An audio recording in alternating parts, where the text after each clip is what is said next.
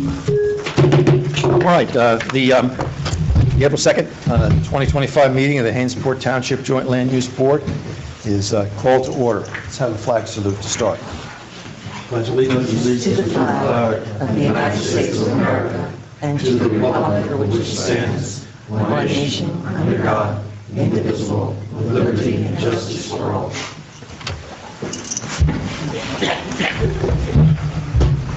All right, my name is Tom McKay, and I'm the chair. We have five items on the calendar tonight. So may we have a reading of the Sunshine Law, please? 1 second.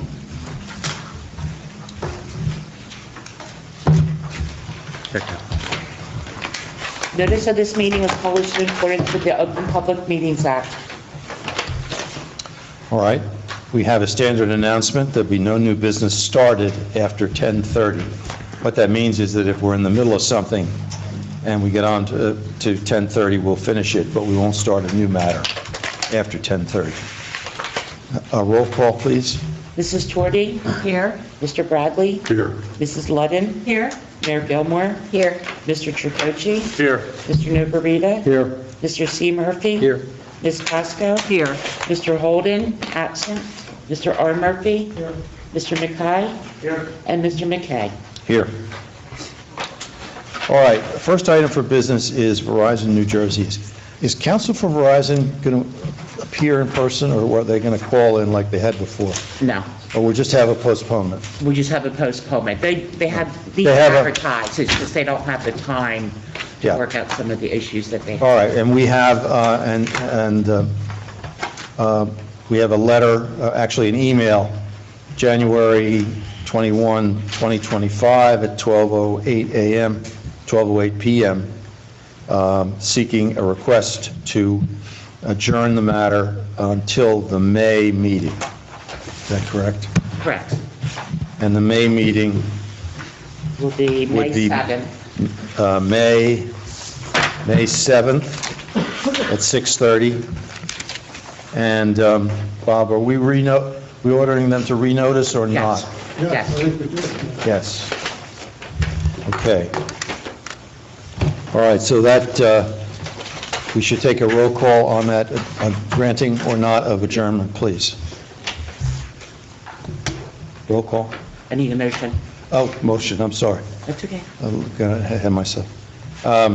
Motion to grant the adjournment requested by Verizon to the May meeting. So moved. All right, and roll All right, call. who second that?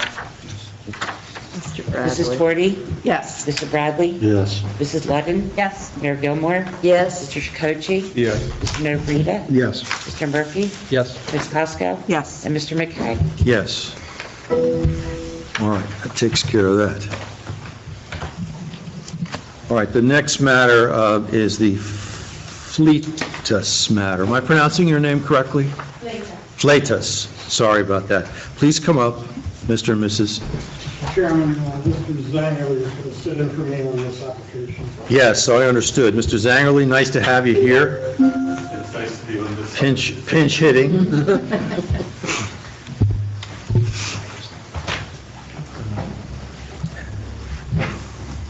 And I don't know whether the board knows, this is Gary Zangerly.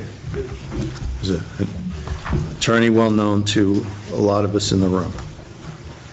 But you should all know who he is. Do you swear or affirm that the testimony you're going to give tonight will be the truth to the best of your ability? All right, Mr. and Mrs. Fleitas, you've been sworn together. Will one of you be the primary speaker, or how are you going to arrange that? I could speak. Okay, all right. Tell us what you want to do, and we have your paperwork, and then I'm going to ask our zoning official to give us a little explanation on the sideline measurements that apply to this particular situation. So we're seeking to do an addition to the rear of the residence. We're seeking a bulk variance. And I guess because of the way the zoning is, or but the regulations. We're just looking to extend the rear of the residence to do an addition, master bath, bedroom. All right, and you've submitted, along with your application, you've submitted a survey and some drawings of the location of the addition and the addition layout, Yes. floor plan. Is that correct? Yes. Okay.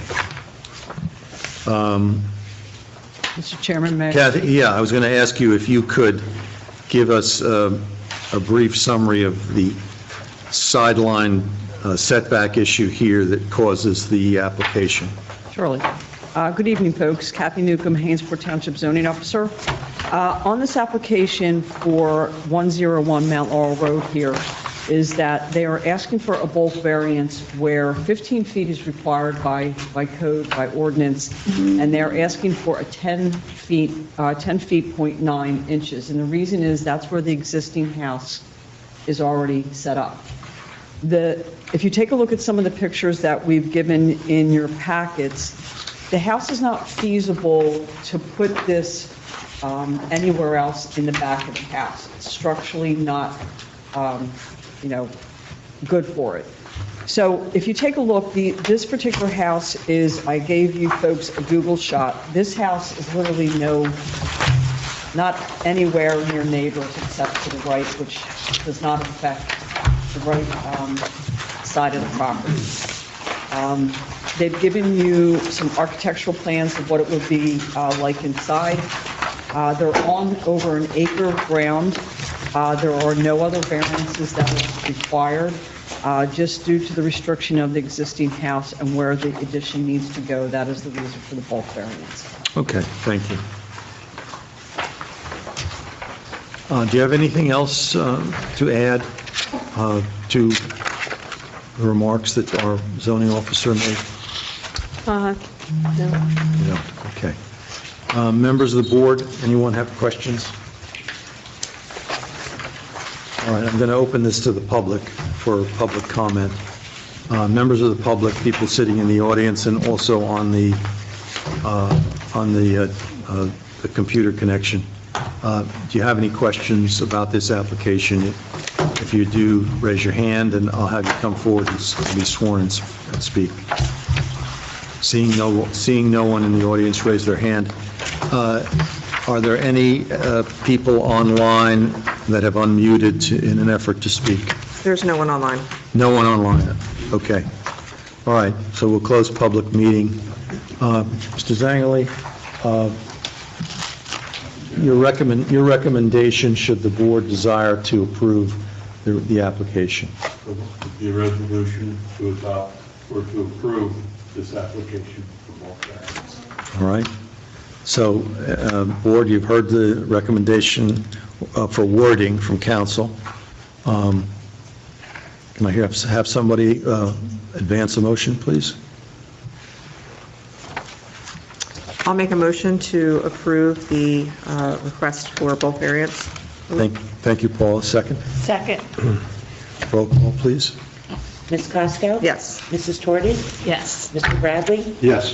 Mrs. Ludden? Yes. Mayor Gilmore? Yes. Mr. Tritochi? Yes. Mr. Novarita? Yes. Mr. Murphy? Yes. And Mr. McKay? Yes. Okay, all right, so your application is granted, and Thank you. we'll have a resolution out in 30 days, and you can proceed with a building permit after that. Okay, thank you very much. Thank you. Goodbye. We'll talk tomorrow. Okay, you're good. Thank you, Mr. Zangerli. Thank you, Mr. Zangerli. Appreciate it. All right, the next matter is 2503, Scott Brody. Is Mr. Brody here? Mr. Brody, please come forward to the podium and be sworn. Please raise your right hand. You swear or affirm the testimony you give tonight to be the truth, whole truth, nothing but the truth. Yes.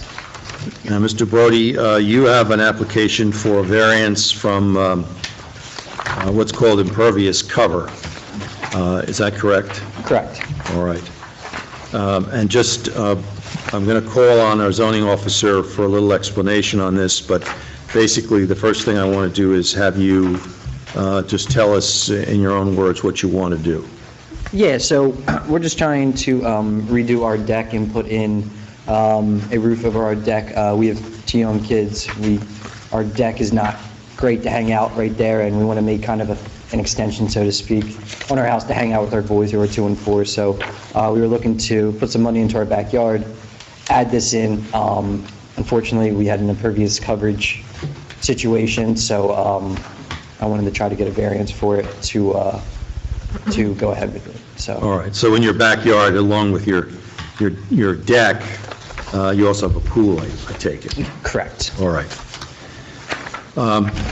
Kathy, it would help the board if you could just educate us on the history of the impervious coverage regulation as it pertains to this particular neighborhood. Absolutely, sir. Let me just give, this is an overview that was not inside your packets of the yard. Oh, wow, thank you. I think he's got it.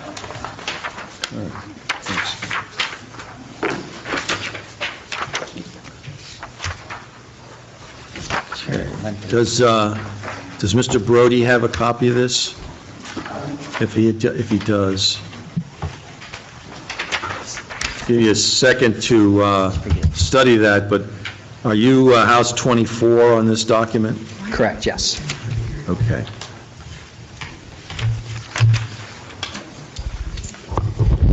Are you ready, Mr. Chairman? All right, yes.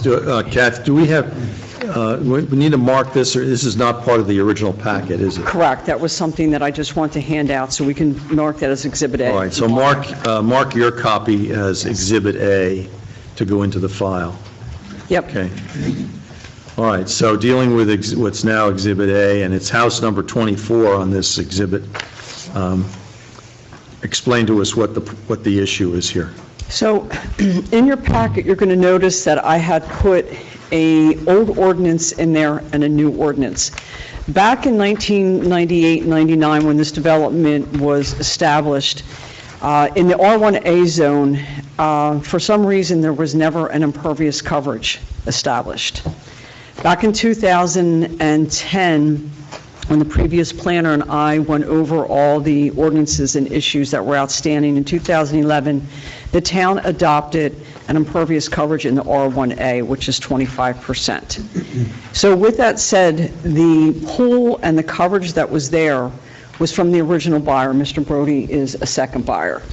So there was nothing that we could do back then. There was no impervious coverage on it. There was nothing to pursue. So now Mr. Brody is being affected by the existing conditions. So at this point, I believe, if I have in the packet, he was at like 34.9 or something %. Yeah, and he'll go to 30. Go to 38. Correct. Fraction. So, and this is one of the smaller lots in that zone. It's not exactly a squared lot. I've been out on site myself, and you'll see some of the pictures that I have in the packet. So with that is that where in his backyard there, he has a paver patio right now, and he'll be putting the covered deck over that. We can't change what's there, but the fact is that he's being impacted by it. I still had to send him here for that reason. So. Just out of curiosity, what causes the roughly, 4% change in the impervious cover from what's there now to, if you're just putting a roof over it, why is it Putting a not large the same? roof over this area. Okay, so there's overhangs, and that makes it bigger. Correct. Okay. Again, it's not like he's changing it to 50, 70, 80%, but he cannot change what's existing out there. Yeah. I mean, you could argue that 4% is immaterial in terms of Correct. coverage. But as you folks know how I feel, is that I'd rather have it on record, that if you chose to approve this, that it is okay to have this, and, if he ever sells the house, everything is legal. Right. Okay. Right. And I guess it also makes the point of saying, Mr. Brody, you and subsequent owners are at your limit in terms of impervious cover. Correct. That's why I wanted to go through the variance process in case I was to ever sell. I'm not trying to backdoor and take a roof down or anything like that. I wanted to do this the correct way. And obviously, just wanting a variance for this one project. I understand that this would probably be it. I think it's a great project, and yeah, that's why we're looking for a variance for it. Sure, great, no problem. Members of the board, questions of the applicant, anything? I just would like to make a comment from the Environmental Commission. The reason why there are impervious surface rules are to protect our stormwater, and it affects not just your property, but other properties.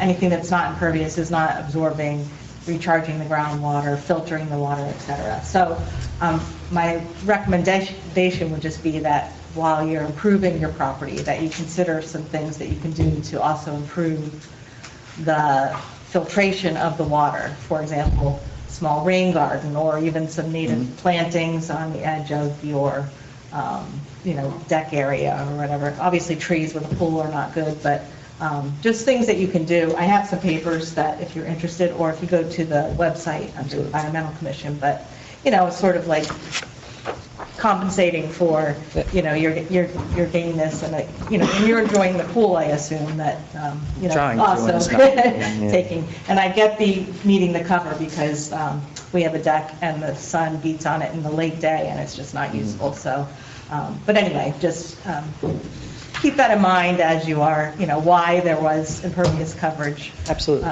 Rules, and what you can maybe do as a homeowner to sort of compensate for this. So. Absolutely. I've learned a lot during this process of impervious coverage. Yeah. That's, I'm learning, so, absolutely. Yeah, just comments, not a question. So. A term you didn't know anything about, and now you know a lot about it. And that's the thing, a lot of lot of times my we Google just don't know, so. All right, we'll open it up to public comment. Members of the public who are here, anyone who has anything to say, please raise their hand. I see no one, so we'll close this aspect of public comment. Anyone online? No. No one still online, okay. All right. Anything else to add? I suspect not. No, sir. Okay, great. All right, Bob, you recommend, if the board is so inclined, to advance this? A variance to increase the impervious coverage to 38.6% by addition of roofing over the deck. All right. Do we need to add anything about any future projects or anything such as that in the resolution? Well, Any it goes without impervious saying, coverage but or- I can put a clause in that says if there's any further expansion of required variance. That's true whether it's in there or not. Yep. All right. May I have a motion? I'll make the motion to approve the bulk variance request. I believe it was 4% increase of... Approximately 4%, yes. Of impervious coverage. I'll second it. Thank you. Roll call? Ms. Cosko? Yes.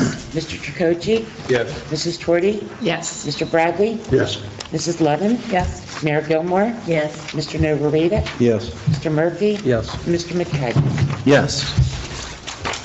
All right, Mr. Brody, your resolution will be out in a month, and you can proceed after that. Thank you, guys. Appreciate it.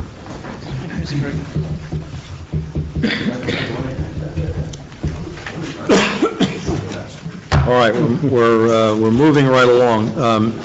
The next case is 24-22, Yogesh Patel. Mr. Patel, you here? Please come forward and bring your contractor or experts, whoever it is, that are with you. Okay, can you just Mr. Patel, identify yourself, and then is it your contractor? Yes. My name is Yogesh Patel, and I own the Dunkin' Donuts in the area. I'm just developing the house in a 2 Cloverdale Before you Park. get started, I have to swear you in. Both of you. Raise your right hand, please. You swear or affirm the testimony you give tonight is the truth, whole truth, nothing but Okay. So, Mr. Patel, would you identify, or have your contractor identify himself? Sure. My name's Chris Volk. I'm one of the principals of Bud's Pools in Deptford, New Jersey. I'm also the lead designer and the general contractor on this project. All right. So, Mr. Patel, the board from the paper submitted, that we know a lot about the design of this pool, but tell us just for the record, in a few words, what do you want to accomplish? What do you want to do? Sure. Having contact issues here. Sorry about that. So what we're looking to do, we're proposing to do a very large-scale outdoor living project consisting of an in-ground swimming pool with an infinity edge, which has an attached spa to it, large size patios, upper patios, and a lower patio as well.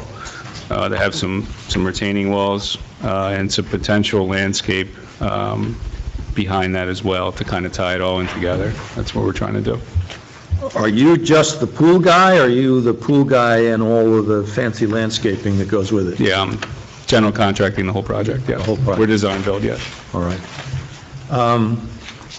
Do we have, we had some large drawings of this project, but you didn't bring one with you, I take it? I have a bunch of smaller scale cropped out pictures there.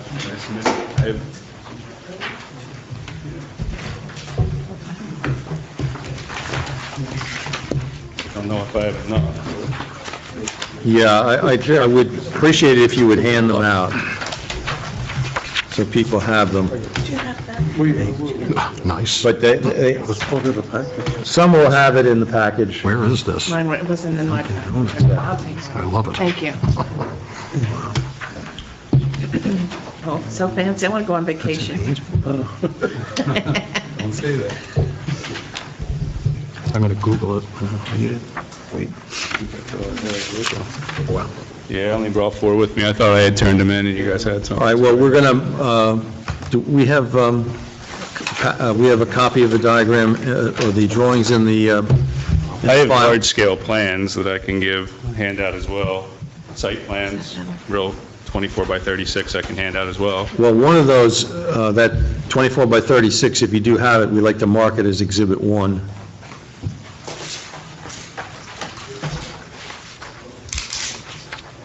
And, This is the engineered plan. okay, just show it to our engineer and our planner to make sure that we're all on the same page. That one last provided March 6, 2024.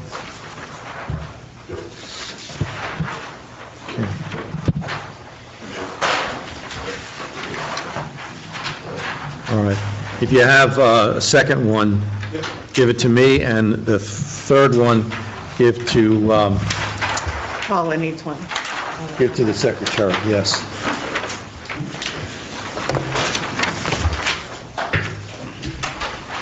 Sure it's different on here, right? Yeah, I think it's, you know, that microbrew that they just closed, Park Road. Oh, seriously. Airport, okay. Yeah, heavy reports here, so, nice. Yeah, it's got dry eyes. All right. So, what I'd like to do, Mr. Patel, on this is, have you reviewed and your contractor reviewed the letters from our planner and engineer in this matter? Yes, I have, yes. All right. What do you suppose the most efficient way to deal with this is? We have the letters, but I'm thinking, Mr. Taylor, you might want to start by sort of raising the issues and try to get through this efficiently. It's a little bit complex in some aspects. So it is. So the applicant is proposing, as indicated, a rear yard pool and also terraces and associated accessory structures. And this house, because it's on a corner lot, has the added complication of having 2 front yards for zoning purposes. So it does. It Exactly. Both Cloverdale and Ark Road are considered front yards. As part of a prior application before the board, the applicant was granted a front yard setback variance of 90 feet from the Ark Road frontage where 125 feet had otherwise been required. So under the current application, the applicant requires one variance to permit the pool surface itself to be 8.75 feet from the principal building, the residence itself, where 10 feet is required. The applicant also requires a 20.50 impervious coverage, where a maximum of 20% is permitted. Those were both applied for as part of the application. We also noted that part of the terraced raised accessory pool deck area extends partially into the Ark Road front yard, down to a distance of 84 feet. So accessory structures must comply with the principal building setback. As I indicated before, 90 feet was previously approved by the board, and these lower terrace retaining walls extend approximately 6 feet into that area. All right. Generally speaking, the applicant, instead of having terraced walls of maybe a couple feet in height, I don't want to give their testimony, the plan could be revised to comply, but what we would end up with is probably a 5 or 6 foot high flat wall. So the terracing with planting in it may actually be less visually intrusive. We do know that Mr. Miller and Sai have some comments about the stormwater management, but we had a global comment generally that given the increase in the impervious coverage and some understood drainage issues out there, how they would accommodate those. All right. And even on this very large lot, we still have an impervious coverage issue because the house is so big. Is that correct? Yes. Okay. All right. Let me just shift over to Alimo then to deal with the drainage issues. If you can give us an understanding of what that is. And is that between the applicant's house and the next house over on Cloverdale? Yes, so it's on the Westwood property line. I noticed that from the original development grading plan, there's just a swale there with a 2% grade. Currently existing, there's a swale there with less than 1% grade, so there's a lot of ponding issues happening on the Westwood property line. So the applicant should definitely look to either regrade or come up with a solution to fix that. You say there's ponding. Using the diagram, can you generally indicate where the ponding occurs? Yes, it should be on the fence line, west of the concrete retaining wall where the driveway is. Okay. All right.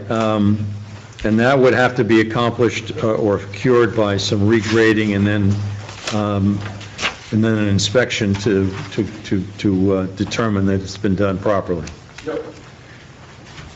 And in terms of the water flow,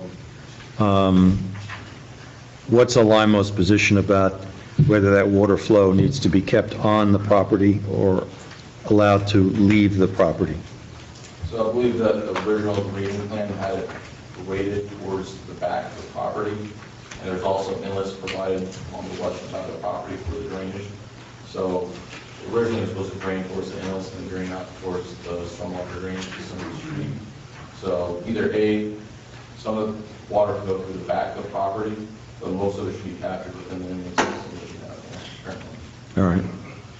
And so it would not, by design, it would not flow to the neighboring property? Mm-hmm. Yes, it would not flow? Yeah. Okay, all right. All right, so, Mr. Patel, you or your Bud Pool guy, are you able to address these various issues? Yes, absolutely. It's just a matter of what the board wants us to do. I think with respect with the engineering, the slope is very, very small. There's a lot of flat space back there, so I think we should regrade or maybe possibly put recharge trenches in certain areas, maybe some storm chambers, to alleviate some of the ponding. Are you prepared on the regrading issue to present, if the process was approved by this board, to present to Alimo regrade plans? Absolutely. And then obtain their approval on those plans before any work is done? Yes, absolutely. Yeah, and even we'll take it one step further. When we do recharge trenches or anything like that, we do test pits and all that kind of stuff. I already had soils reports done towards the house, so I know it's mostly sand. But, I want to do them every 25 to 50 feet, so we can make sure everything's compliant for you. Yeah, so we'll definitely go through that process. I'll work with my engineer on my side, my civil, and make sure we go through all the proper channels, absolutely. And even re-inspect, to make sure everything's good and as-built upon completion. All right. Now, Mr. Patel, let me turn to you and ask you about the two variances that deal with the actual structure. One is the wall on the Arc Road side that wraps around the side of the house, which extends into the setback even with the variance of 90 feet. And also the proximity issue of the pool to the house. Why do you explain what you would like to do in each case, and why you would like to do each of those things? I mean, the wall is, it's already there, right? But the pool, just want to, just for the luxury purpose, I want my kids to enjoy that's it, that's the only thing is, I think nothing, right? Yeah, I think you're referring to the proposed wall in the back with the retaining wall, correct? Yes.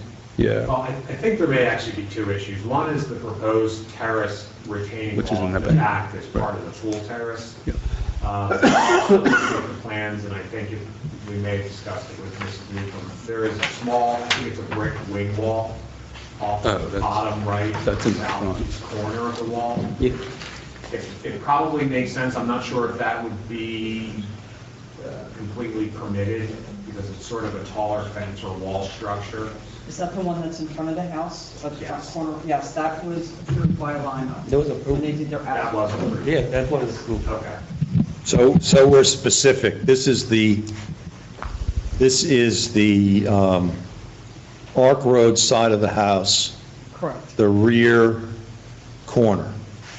Where this Yes. retaining wall That top is proposed. right corner of the house where you can see there are some steps there and then there's a retaining wall. And if you're looking at site layout, it says proposed planter. It's those terrace planters that are part of that larger terrace, which would be considered an accessory structure, and that extends into the previously approved 90-foot frontage back. All right, so Kathy, you're saying that was previously approved? The one in the front, correct. The one in the front was. Right. Yes. So the one in the back is the one that's the Yeah, that's the question. subject to the application. Right, okay. So, That's the proposed one, which is, I can provide some testimony on. yeah, what about the overall design of the house This one right here. So, makes that requested? yeah, so there are just a couple different complications with it. So there's design and then also building that was brought into this. So the height of the house is very high, specifically on that Arc Road side, and trying to get down to the ground. One of the challenges was the limitation of handrails. They wanted to try to minimize that for elderly people and things like that. So I took that into consideration. So when I designed this, that wall it's just over 6 feet straight up. And with that, it requires a railing on top, right, because of the height of the wall. So my thought process was to do a terraced wall, which is what we're talking about here, which goes out towards the Arc Road, which is approximately 6 feet, to minimize the height. Number one, the look from Arc Road, it's way more appealing. aesthetically, and then also from a safety standpoint, it's much less of a drop, right? So it doesn't require the handrail. That's why we ended up doing that. All right, so that's the reason for that item.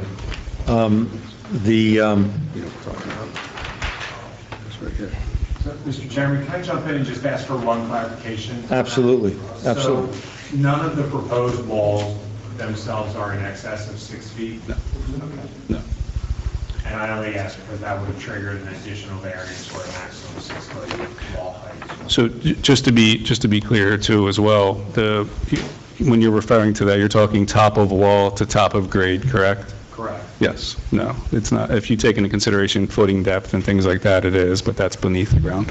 Yeah, just exposed wall height. Yeah. And is that the height all the way around? It kind of steps down a little bit because the grade changes a little. So, but the highest, that corner that we're discussing now is the highest. All right, so while you're at it, talk to us about the increase in impervious coverage over the 20% limit. We're at 25.5 according to the paperwork. Yeah, it's kind of a complicated venture because when we originally designed this project, we were under the threshold, and then there was some addition made to the front of the house with the driveway and an entrance that pushed it up over the 20.5 or to the 20.5. So I ended up shrinking in the back a little bit more. I'm sorry, I think we were on 21.2 at the time. 21.2 or 21.3, somewhere in that neighborhood, and then I shrunk it down to 20.5 because we were trying to keep the patio space. So we eliminated, there previously was a tennis court or sport court, and another little outdoor seating area that we removed to get down to 20.5. But a lot of the 20.5 came from the front because more was added than originally was planned. So I didn't really do anything with any changes after that at that point. All right. Mr. Chairman, when they proposed this project to me first, this was much more extensive than what it is now. And when I spoke with Mr. Avalia, their engineer, we had talked in detail about the fact is that he was going to be way over. This was about the closest that they could get with this project to bring that only, I think, 0.5% or whatever. So the engineer and the pool company worked diligently to retract an enormous amount that was really projected for this project and bring it to as much in compliance as possible for the impervious coverage. So, and I guess the question I have, I see all your plantings and everything. Those are going to be real plantings and dirt and Oh, yeah. all that? Okay. Yes. And can those plantings be added to the plan set or submitted? So, yeah, I'm definitely willing to do that. Once we get a full planting schedule, I want to know definitely the specimen and such rather than just put, a number of things down. But when we get to that point and we actually pick out the planting schedule, yeah, we can do that. Definitely. And will there be some plantings on the Arc Road side of the low terrace retaining wall that extends into the front yard setback? So there can be. One of the complications with that is there's a septic field right there. And you really don't want to plant within 15 feet of that for any type of growth to grow into it. I know there's some plantings going on now, I believe, along Arc Road on the opposite side of that, more towards the street, I should say. I believe they actually started that. They're doing that as we speak.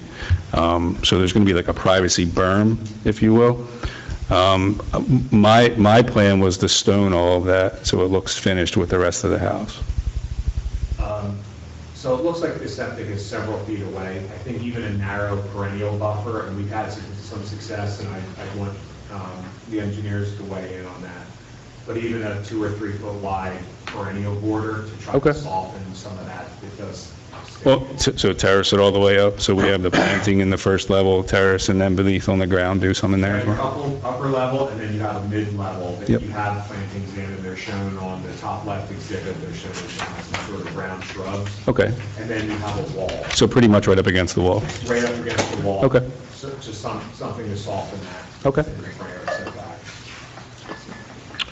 All right, one last issue, and that is the variance with respect to the proximity of the pool to the house. And can you address the need for that variance application? Sure.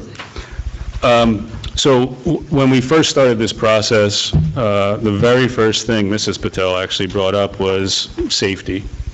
She wanted to have visual, she needed the pool to be visible from every point of the house, specifically the kitchen, which is directly in front of the swimming pool, a little bit off to the right. And in doing that, she wanted it accessible from that patio as well.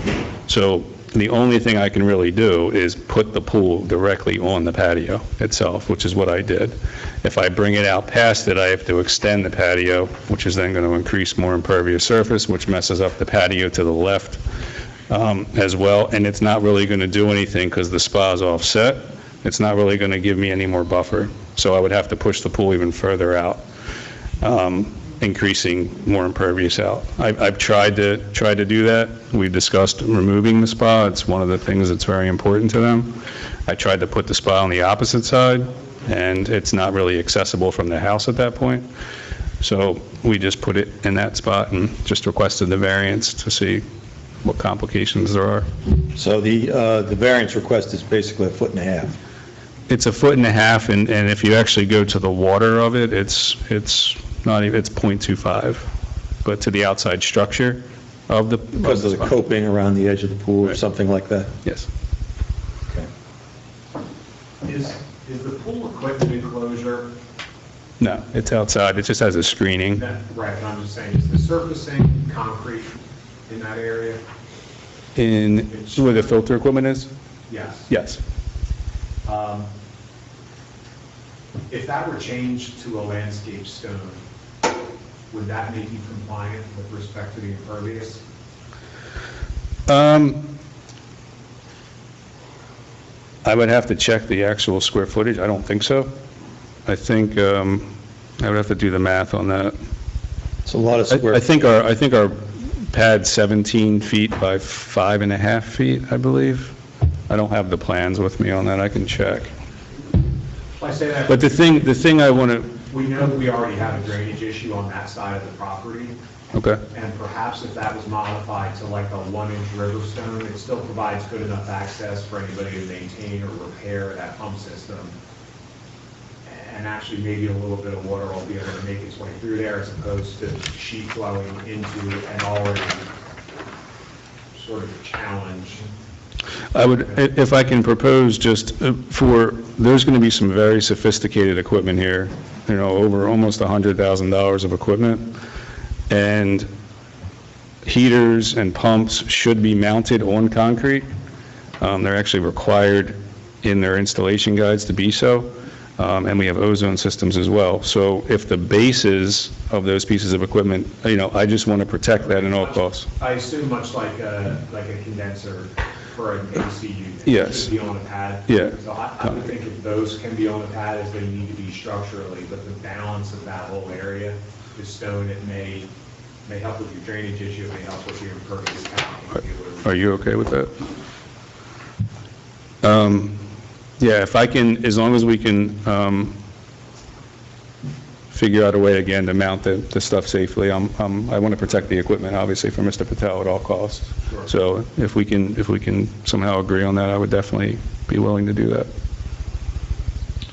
All right, so you would, and Mr. Patel, I speak to both you and your contractor, you would be agreeable to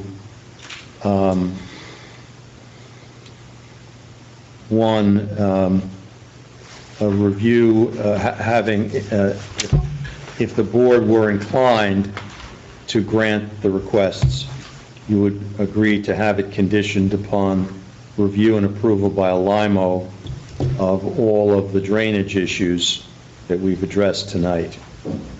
And you'd also be agreeable to having it subject to approval and conditioned upon approval by the planner of planting issues that we've discussed tonight, yep, as well as impervious cover reduction, I'll call it, as we have discussed tonight in connection with the pool equipment. Is that agreeable? Yes.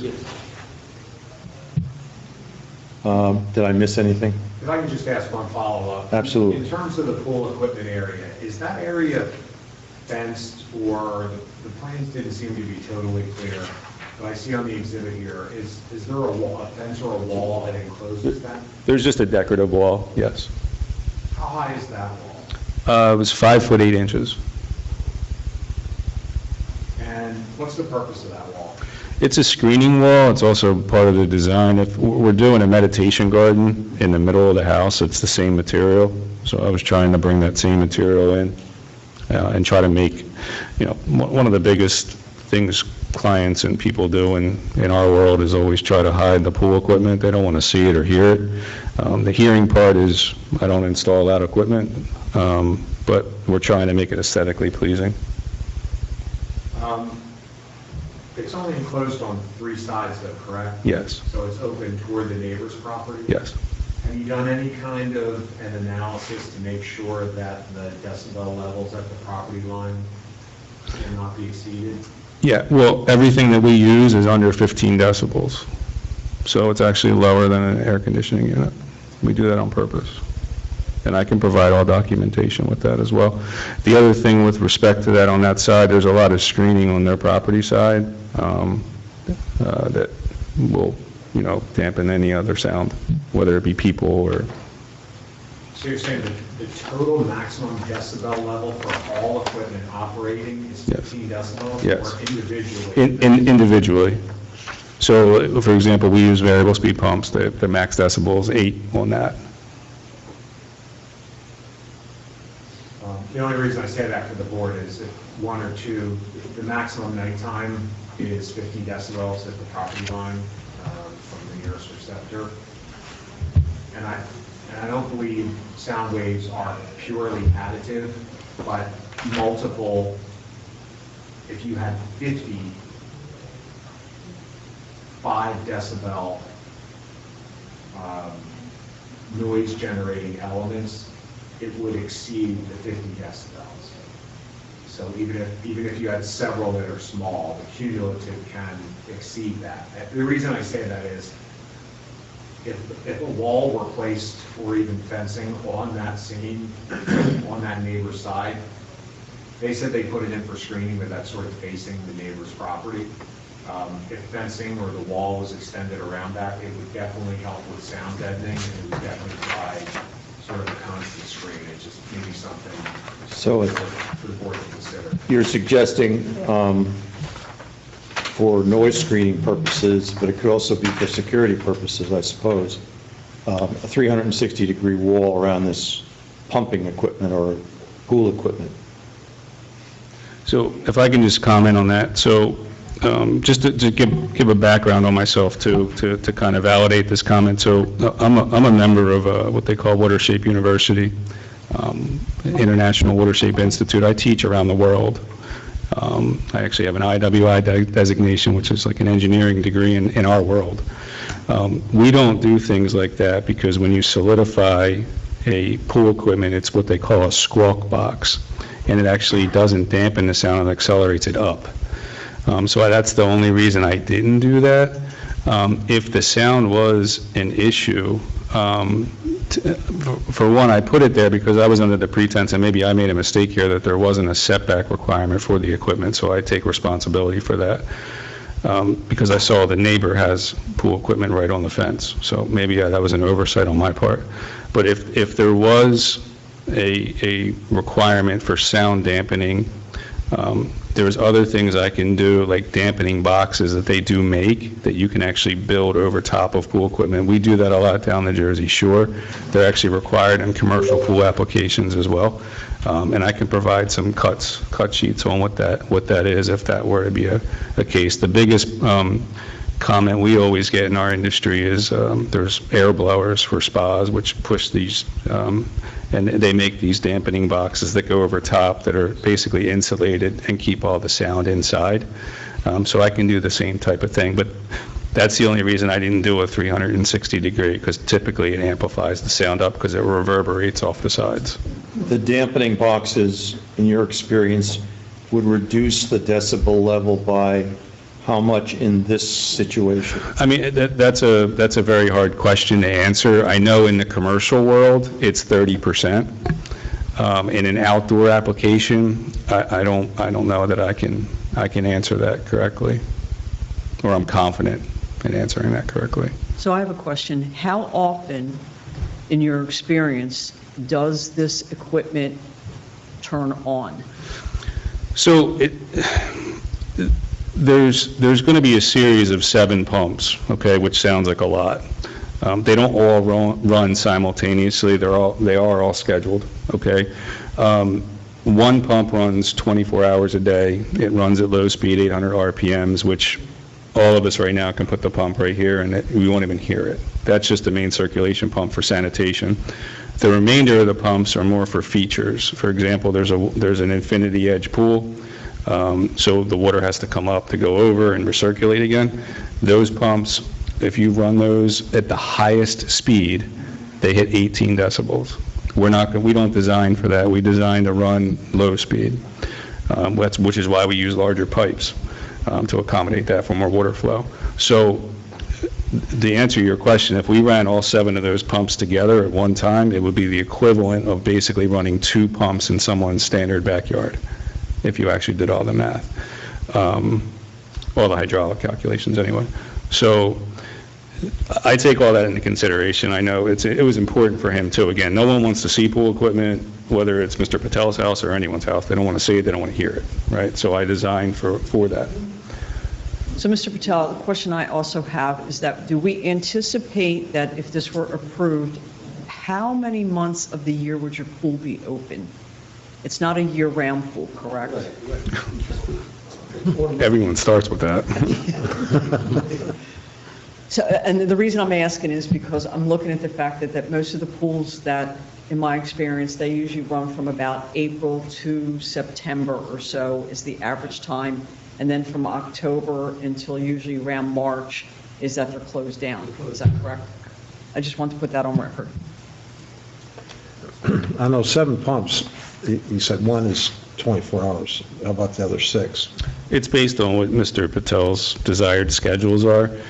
So we have 2 for the spa, we have 2 for the Infinity Edge. That's just a desired effect of what the water coming over is.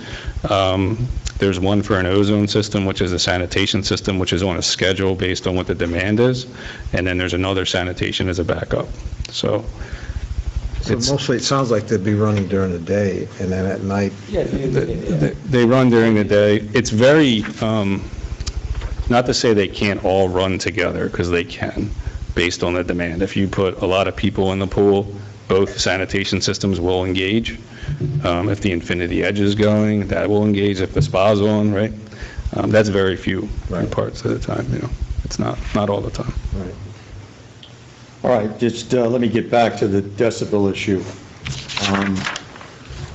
So if the board were inclined to approve, you would be agreeable to the sound deadening equipment that you described?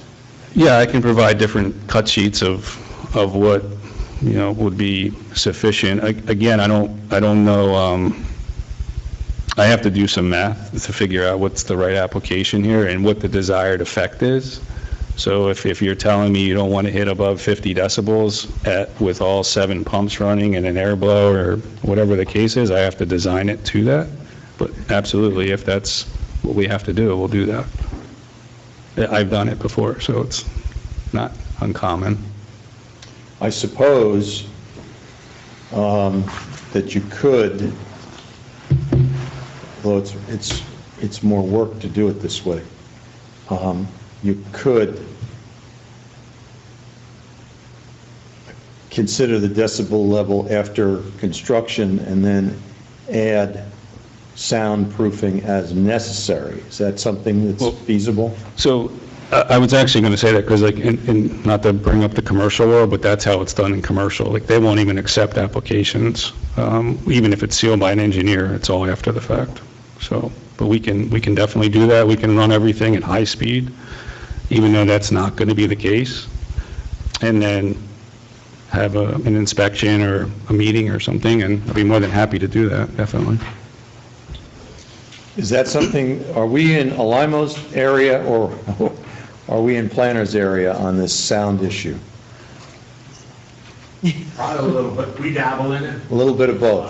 I'm not going to do the logarithmic calculation, Yeah. because again, it's not additive. Yeah, that's a big calculation. It's pretty easy to take a decimal reading. All of our phones will actually do it with a pretty decent degree of accuracy. I mean, if the board were so inclined to grant this, then you, Mr. Patel, and you all would be you would be agreeable to a condition of approval that sound review will be done afterwards, after the equipment is installed, and then sound baffling, sound suppressing equipment would be added as necessary to make sure the decibel level is kept to appropriate levels. Yeah, I would be, it's up to Mr. Patel. My only thing to Mr. Patel here would be, when you do these levels of tests, there's typically a distance, and there's a height. So, for example, 10 feet, 15 feet, 20 feet, you have to hit certain decibel levels out, and that's the logarithmic calculation that they're referring to, which is a very complicated one. So, if we have to hit a certain threshold at 10 feet, the suppression equipment is far more expensive than if I had to hit that at 15 or 20 feet, because it requires more insulation. So I'm just trying to give, because he doesn't know anything, so I'm just not going to say yes without him yelling at me later. But I also have to make sure that Alimo, that both our professionals are on board with this approach. Yeah, so New Jersey's measured at the property line. Okay, so we're 10 feet. That's where the nearest Right. on-site receptor would be, so at that distance is where. Okay, and that's fine. So anything over 10 feet, that's when it starts. Okay. All right, do we have any other professional questions? Yes, sir. Kathy, any questions? I do not. Board members, any questions before I open it up to the public? Just looking at this picture, is the fence and then those evergreens, are they on the neighbor's property, on the side where the equipment is, the pool equipment? That fence is currently there. That's the neighboring fence, fence, or- yes. Okay, and then, so the trees on the other side. So there's no, the neighbors are sort of left to screen from seeing the equipment Yes. versus Mr. Patel planting something, maybe just to Off to soften the that side. side? Yeah, I mean, yeah, we can definitely, we look at that. I would just recommend that we probably do a regrade there as well, because of what all the drainage is. You know, you don't want to plant to impede the water flow again, going back to what we were talking about earlier. Yeah, I mean, So, certain plantings would actually help with your water flow if you planted the right. yeah, privacy ones typically won't, but if we can do some other types, Yeah, yes. just something to make it less harsh on, because you're currently dependent on the neighbors to screen themselves from your view Mhm. in some ways. I do have a question. Is there any fencing going around the property? That's what I was for going to this, ask. or- So it's on the plan. It's coming off of the patio. I believe it's, I don't have my glasses, sorry. 90, it's inside of the 90-foot. I just want to make sure that it meets the barrier requirement under the pool code. So 50. when this is submitted, we'll have to take a look at your fencing to make sure it meets all those requirements. Yeah, I have some cut sheets I can give you. Yep. I'm sorry, so you said it does go around the property, right? The The pool will be enclosed, and Oh, yeah, absolutely, yes, it definitely does. because it looks so beautiful, and I see how you can just walk down those stairs, but I was Yeah. wondering if the property itself was enclosed. Yep, the fence is Yes. all the way in the back. And what style fencing are you? Right now, it's a heavy gauge aluminum. It's a 1 inch Jarrah thick. type? Like a Jarrah type, yep, 54 inch. All right. I'm going to open it up to members of the public. Is there anyone here that wishes to be heard on this application? I do have one other question in regards to All the right. fence, I'm sorry. Well, let me get through this, Kath. It's just, because I don't see any hands, so it may be quick. No hands, no members of the public here? All right, one hand belatedly raised at the back. Please come forward. if you would step aside on the podium and let this fellow, can you give us your name and then be sworn in, please? Sure. My name is Elder Bajwa. I'm from 4 Cloverdale Court. Only issue I had... Before you start, raise your right hand, please. Yes. You swear or affirm the testimony you give will be the truth, nothing but the truth. Yes. Could you spell your last name, please? Bajwa, B-A-J-W-A. V. B as in boy. W. A-J-W-A. Thank you. And where did you say you lived? 4 Cloverdale Court. Or just down the street? Yes, next door. Next door? Yeah. All right, immediately on the same side of the street, you're immediately next door? Correct. Literally next door, yeah. Okay. We are number 2, we are number 4. All right. Oh, only issue we have now with the drainage. So every time heavy rain come in, all the water is pushing to our property. One of the conditions that we've asked the applicant to agree to would be to regrade to control drainage, subject to approval by the township engineers. Okay. So that would be, if the board were so inclined to approve, that would be part of the approval, and he would be required to comply with our engineers, not his engineers, but our engineers. Okay, that's all. Okay, anything else you have? No, that's it. Thank you so much. Thank you for coming forward. Anybody else in the audience? Seeing none. Is there still no one online? There is one resident online. Would they please unmute if they have a question? Nothing. They have not unmuted, so we'll assume no question. All right. Members of the board, to wrap up, any other questions that come to mind? I just have one question. Do we know if there's any gate on this property, on the fence that's going to be proposed? Will there be any gates? Well, I'm thinking about putting the gate in front of the property.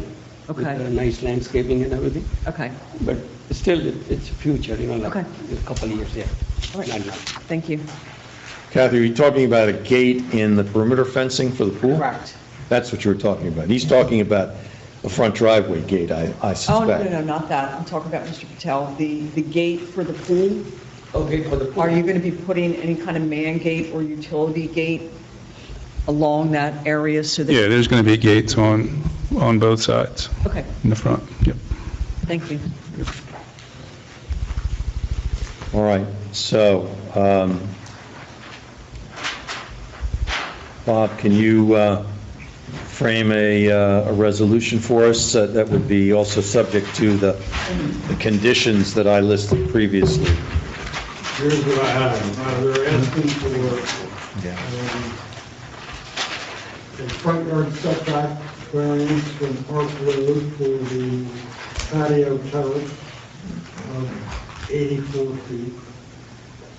They're asking for a pool setback from the principal building of 8.75 feet, 10 feet required.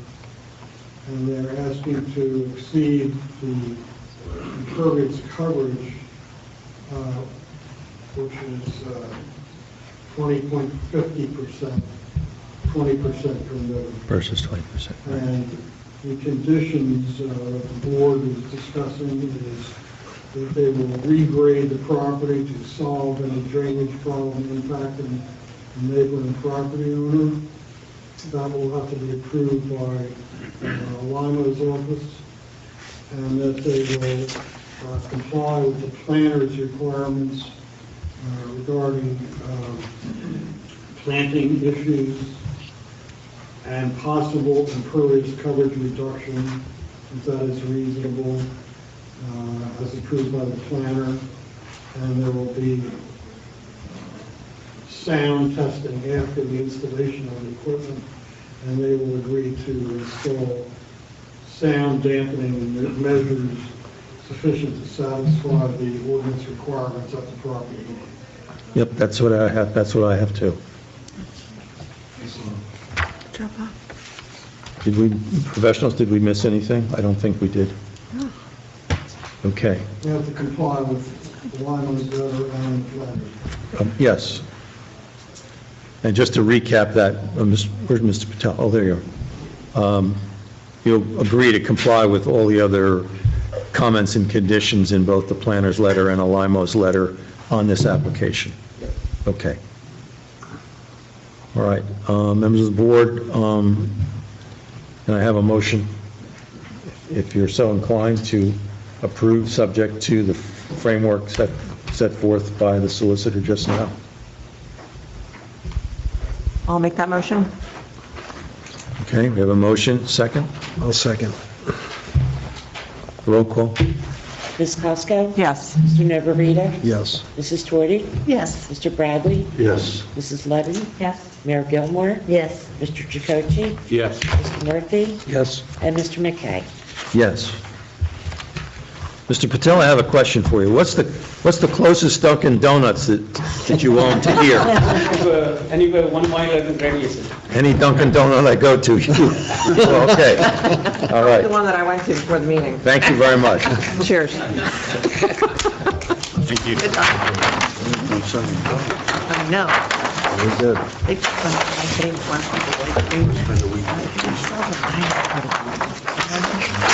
All right, our next matter, and I'm going to take just a short, I'm going to take a short 5-minute break, so we set up for the next matter, but it is 23-06A, JDEB Marne Highway LLC, also known as the Rife property.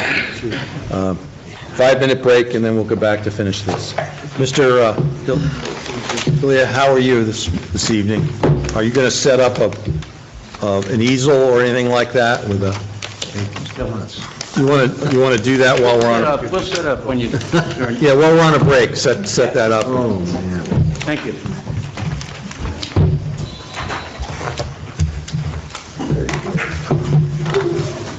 What's that? Oh, timer, yeah. Yeah. Does it ring when it? So, Well, this is one hell of a house. was this the most? I know, I asked Paul, I'm like, should I wipe my cup? I never go there either. I'm a Starbucks girl. Is this the most recent one? Yeah, He's got 2 escrows. I do occasionally. yes, it's the most recent. Okay, we'll let her. Hanging in there. Yeah, I already spoke to her too regarding that. I said that this variance is done. There's no more building to be going. Yeah, I don't have So transfer it over maybe? Well, she's supposed to get about her Okay, transferring I'll give it. that back to you. Okay. I gotta call my. Switch between now and 8 o'clock. 8 o'clock. Well, that's it. 8 o'clock coffee, used to buy that. Remember when A&P's existed? Used to buy 8 o'clock coffee at A&P. That's how they do it. There was a coffee tasting test in Seattle. They had all the big brands, but they don't care. Really? How about that? Really good. And inexpensive for steak. Yeah. Seems like I seem to remember 8 o'clock used to come. No, I mean, And I don't remember the details beyond it. I used to come in different color bags. You get a red bag at 8 o'clock. Yeah, are you going to read this? I was in the wrong business. But it was a different, slightly, Yes, you know, maybe you one want to give it to darker. Barry first? lighter. When I was a kid, though, but I didn't appreciate it. Yeah, that's all we had around our neighborhood when I pretty much. A&P. Oh, it was A&P and Phil, I see, I'm talking about him growing up in, outside of Newark, New Jersey. You know. You know, they had the Queen Pay, remember? Right after the war, I guess I was like 6 or 4. They were still doing some rationing. Oh, sorry. I would have been 3. I just turned 81.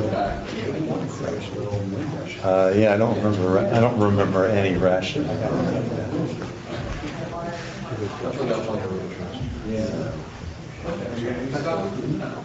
No, you know what he's doing? He's having a first grade. It's an old memory.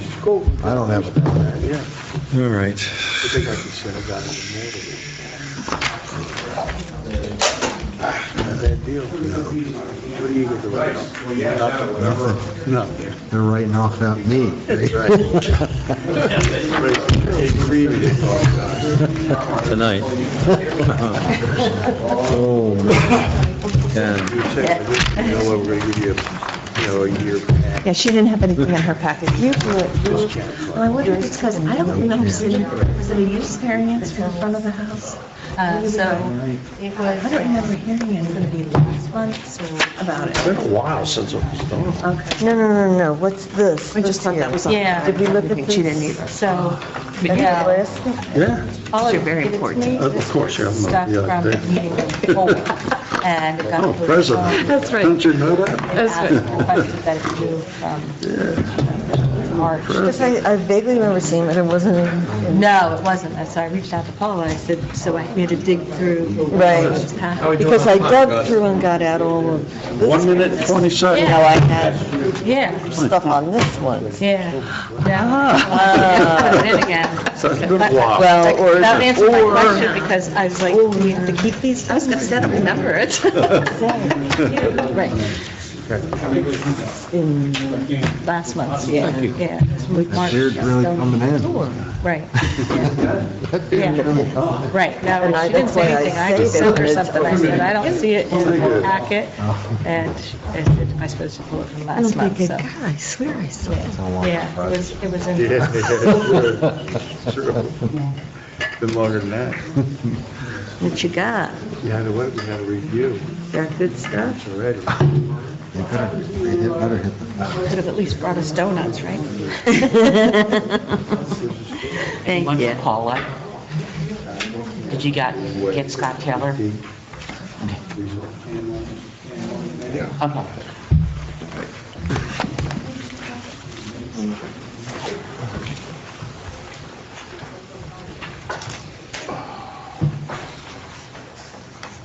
Well, you blew it.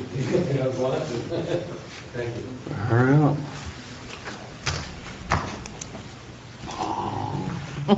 Okay, it dies on April Fool's Day, I figure.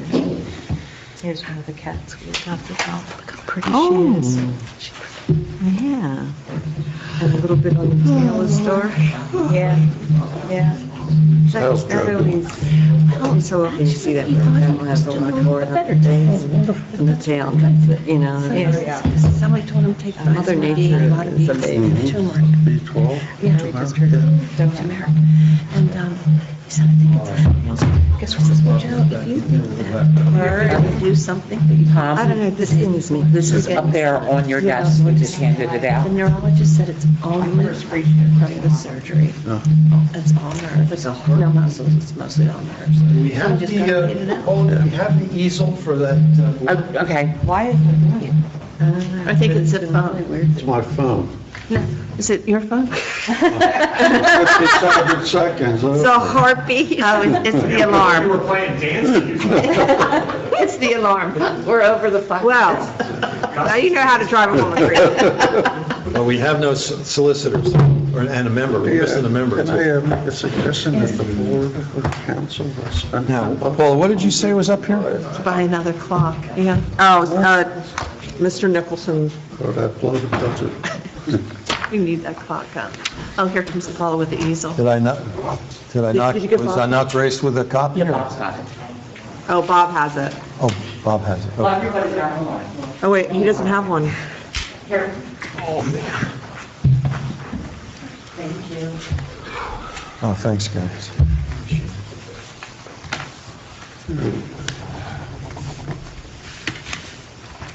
Okay.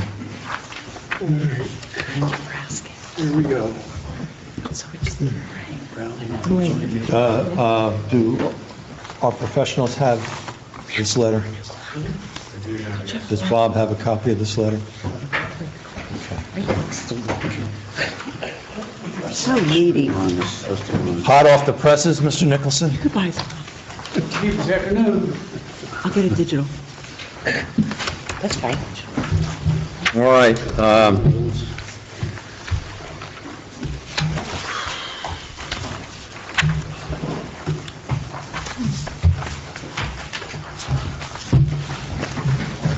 Find my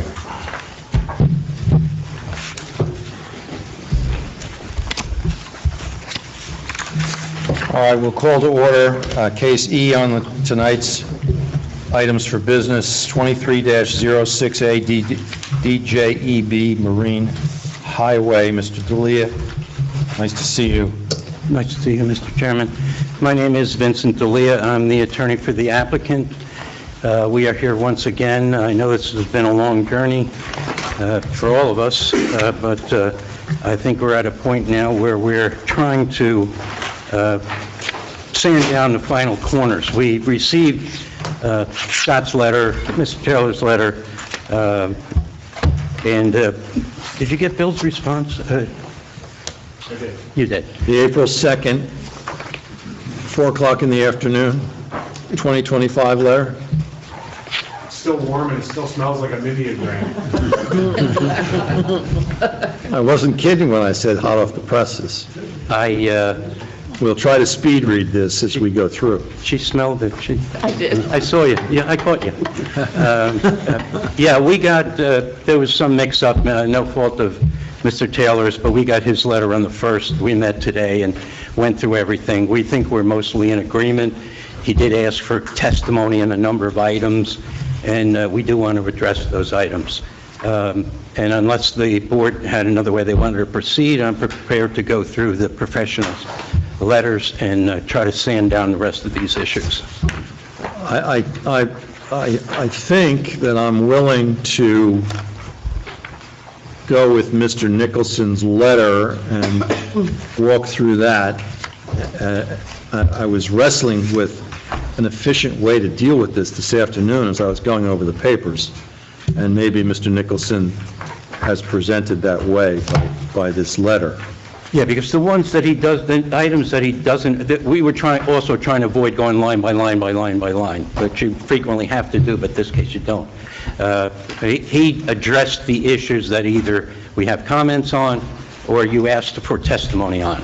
The others that he did not address are items that we agreed to. Well, let me then suggest this. We use Mr. Nicholson's letter as a checklist of sort. Sure. But I want the professionals to jump in immediately if we hit something that's, or miss something. So I don't want to hold you back from commenting until the end. I'll participate in this and just indicate agreement or disagreement, whatever. Is that acceptable to both of you? Yes. That's a good way to try to do it? Okay. Yeah. I just, one comment I had, and you can work this into your discussion, but I throw it out in the beginning. Sure. We approved this use variance way back when now, subject to site plan approval. And we also, as part of that, we had other certain approvals embedded in there, like the use of the storage building until 29, and the model train set can stay in the second story until 2028 or whatever it is. But we also approved parking for boats and trucks on the side of the main warehouse. And I was over there today, and there's actually a couple of boats there and a miscellaneous number of pickup trucks, some construction equipment, just an odd assortment of things parked there. And I was having trouble from memory recalling whether we had approved a smaller set of vehicles or trailers to be parked there than is presently there. Do you know where it's from? Do you know what area of the? Yes, I do. Is that the? There formerly was a big cigarette-style boat on a trailer that was parked there sort of frequently. There's a different, equally big boat there now and a smaller boat, as well as backhoe, a couple pickup trucks, compressor, miscellaneous equipment. Seemed like a lot more than we had originally approved when we granted it back over a year ago now, I think. But let's keep that in mind when you go. Well, it's fresh in our mind because you're refreshing my memory as well.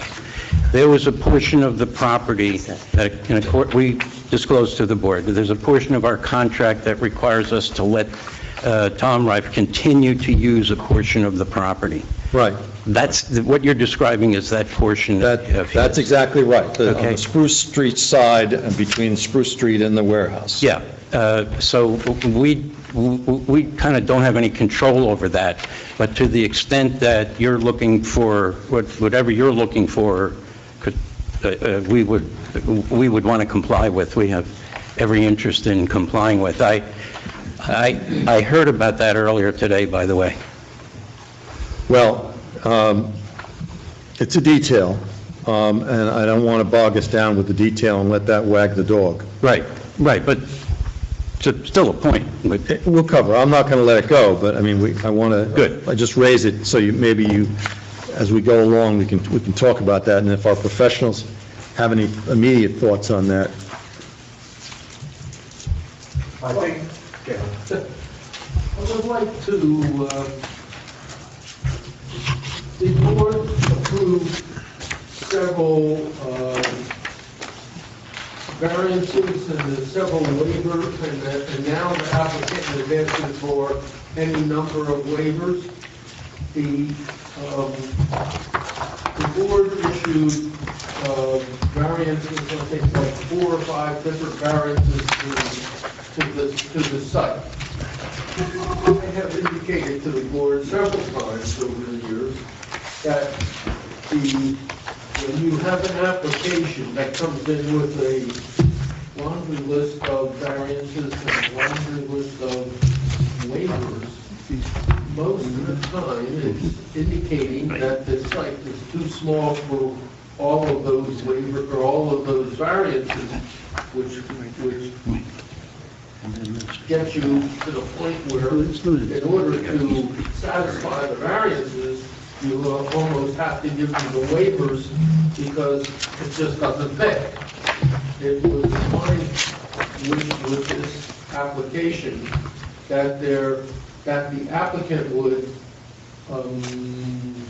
look back at the waivers and say, or look at the variances and say, okay, we need this one, this one, and this one. Maybe we don't need the other two, which is creating the additional waivers. So it's up to the board to, and that's what the board is here for. That if they were able to satisfy all of the things for the waivers, then they would be at the planning board, wouldn't be here at the zoning board. If they need the waivers and the different variances,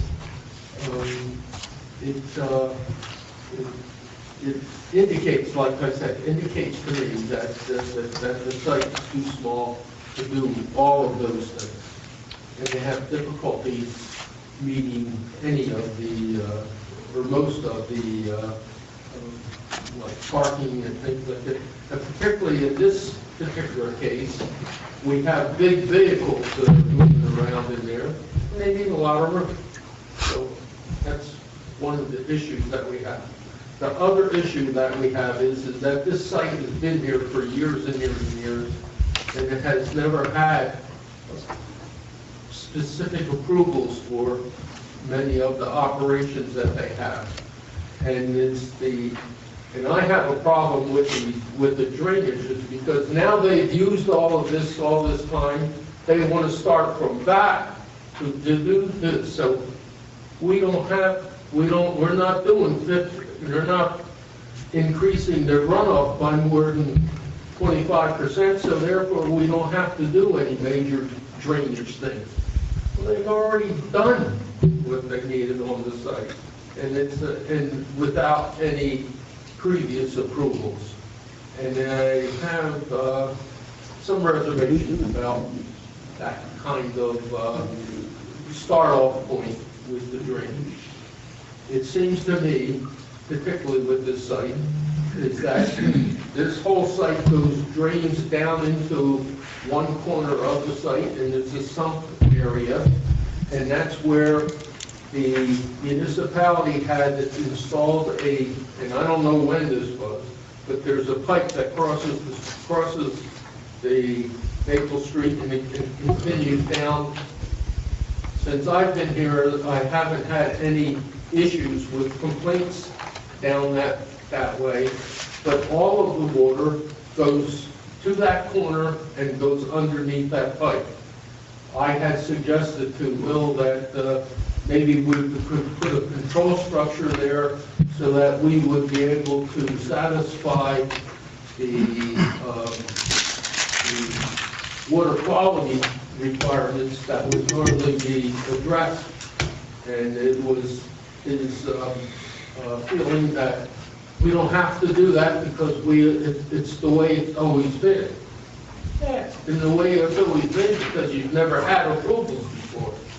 So that's my main issue with this. And when we come down to this, you will see that that's where I have a problem with that. Marty, thank you for those wise words. Mr. D'Elia, words to the wise. And we're not changing the footprint, and we've presented all the drainage calculations and issues, and we're always open to any other further suggestions. I mean, it's your call. You said it's never been, it was used as a fuel site, and that's why it's contaminated. And, you know, we're trying to come in and use it on a much, much, much lower level. I mean, we've talked about, you know, we repair stoves. There's no smell, there's no outside storage, there's no outside work, there's no noise. This is a much lower use of the property than what was previously there. Martin is correct when he says this is a new use. And we've tried in getting the variance, we tried to address all the issues with regard to the use, and those questions again arise in the review letters, and we're prepared to answer all of them. He's right, it's got to be able to drain properly. We get that. We thought we had made more progress than that, but I certainly understand where he's coming from. With regard to the piece that you were talking about, Mr. Chairman, that's the piece that was subject to use by the continued use by the prior owner. My recollection is it was referred to in the resolution that there was a period of time where he was allowed to use it for truck storage or what? Trucks. Yes, that's what we understood. And today I'm hearing that it sounds like he's doing a lot more than that. And to the extent that that's a violation, again, unfortunately, we don't control that, but we will cooperate in any way we can with dealing with the owner and getting this stuff taken care of. I didn't know about what you mentioned, Mr. Chairman, until earlier today when we were trying to finalize our responses to the review letters. Mr. Chairman, just if I can, Go ahead. point of Go ahead. clarification under that. The use variance resolution that was granted by the board specifically did note that boat, truck, and vehicle storage in Area 6 is granted for a limited period of 5 years, and that aspect of the approval shall expire February of 2029. So that time has been tolling, and there was some contemplation of boat, truck, and vehicle storage in that area, and I recall that as a testimony. I will say the current plans don't identify, it just calls out truck storage, temporary truck storage, on the current site plan application, but the use variance application Says boats and trucks. does reference boat, truck, and vehicle storage in Area 6. Yeah. Okay. The one thing I will, just to clarify, kind of echo some of Marty's concerns as well. None of the variances that are being sought in conjunction with the site plan tonight were considered or granted in conjunction with the use variance. The use variance itself was a concept plan to allow this use conceptually to be used for that subject to a site plan approval. now have before us a site plan approval that does have, as Marty indicated, a number of variances and a number of design waivers. So those are the things that the board needs to evaluate, and we have some of the standards for the proofs that they have to establish in our report. But the shipping containers in the Maple front yard, the trash enclosure in the Spruce front yard, those other things that are part of the site plan approval that we'll get some testimony tonight, are those critical items that obviously you all need to consider. Yes, thank you. And Mr. D'Elia, although one could say that the proposed current use is less intense than the previous petroleum storage use and sale was, in other aspects of the proposed development, the intensity remains the same, and in that, I'm thinking of truck traffic and just the general use of the buildings, and whether that's less intense than the previous use, that's debatable in my mind. We'll hear what the testimony has to say. Those questions come up in the review letters, and hopefully will satisfy you. But the drainage is a matter of great concern to the engineers, and I do appreciate that. So we'll have to discuss that as we go through. Sure. Absolutely. All right, so if we deal with the Nicholson letter, which, let's mark a copy of that letter as Exhibit 1. Actually, let's mark it as Exhibit C2. That's even better. Exhibit C2. So we'll have a record of what we are looking at. So it appears to line up with the Taylor letter of April 1st. Is that correct, Mr. Nicholson? Yeah. Come on up. Were you sworn in while I was out?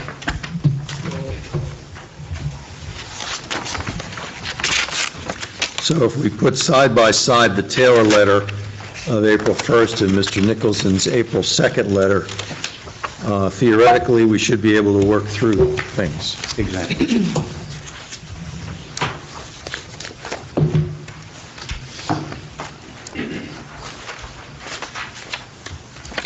All right. Mr. Taylor, I did have one question on the bulk variance discussion in your April 1, 2025 letter, and specifically paragraph A, 2B. And you say that the impervious coverage percentage is permitted at 27%, previously proposed 61.4%, currently proposed at 27%. Did you mean 61.4% again? I did. The paragraph was A, what? A2B.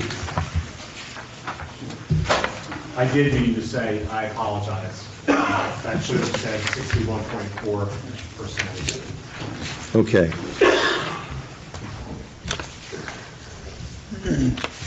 All right. So, are you guys with me with this? Just to make sure that we're on the same page. Mr. D'Elia, it's the bottom of that page you're looking at. It's Bottom of page 2. bottom of page 2, third line up from the bottom. And the number... The number 27% should be 61.4%. 27% is twice in that paragraph. It's the second use of it that's an error. Okay, it's a typo. Yeah, well, yeah.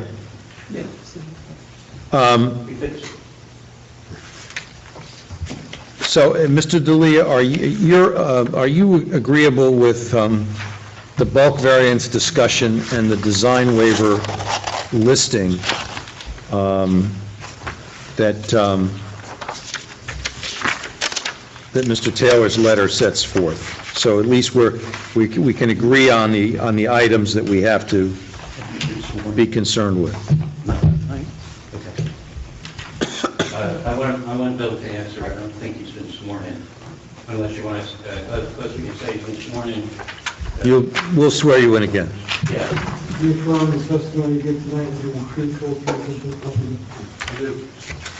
Okay. So, You heard, Tom, you heard Mr.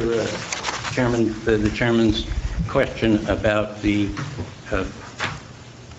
language in Mr. Taylor's letter identifying the prior approvals and the charts that he has set forth therein. yes. All right. And is that consistent with, is it correct? Is that consistent with your understanding? Yes, it is. All right, so at least we have a starting point. We agree on the issues. Maybe not the answers, but at least the issues. Okay. So now we go to page 4 of the Taylor letter, starting with the head note C, general comments. And that matches up with your page 1, general comments. It's testimony, the first item is testimony regarding building uses, operation, and hours of operation for the public and employees. Sworn in? Yeah. Mr. Kingsbury, you can swear in Mr. Livingston. Sir, do you swear or affirm the testimony you give tonight will be truthful, truthful, nothing but the truth? I do. Now, sir, you previously on this topic, you have given some testimony here and there. And what I'd like to try to do is get a concise global description from you about exactly the topics that are contained in this question: building uses, hours of operation, hours of employees present there, hours it's open to the public, and any improvements that you're going to be doing to try to accommodate that work. Well, the hours of operation is going to be 7 to 7, Monday through Saturday. In regards to what we're planning on utilizing, the large building, I'm not sure what number it is, the large warehouse building, we're going to be using it. Yeah, you got to tell them what number. Great. Building number 3, we specialize in used, reconditioned, and new restaurant equipment. We service it as well as recondition and resell it. In regards to customers showing up, it's going to be extremely rare. I'm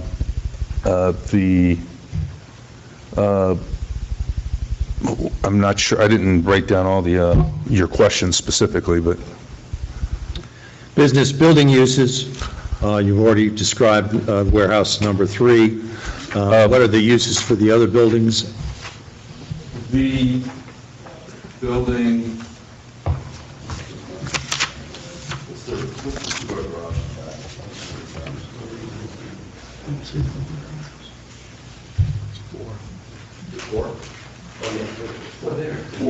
yeah, it's in the triangle.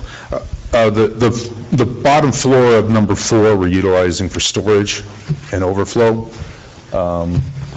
As well, and the mezzanine or the top is being utilized right now from the air. He's using it for his very large train set. That's the train set building? Yes. Okay. All right. You also have trailers that you're going to spot on the property? That's correct, yes. What are they used for? They're going to be for staging as well as overspill as well. But most of it is basically just staging and storage.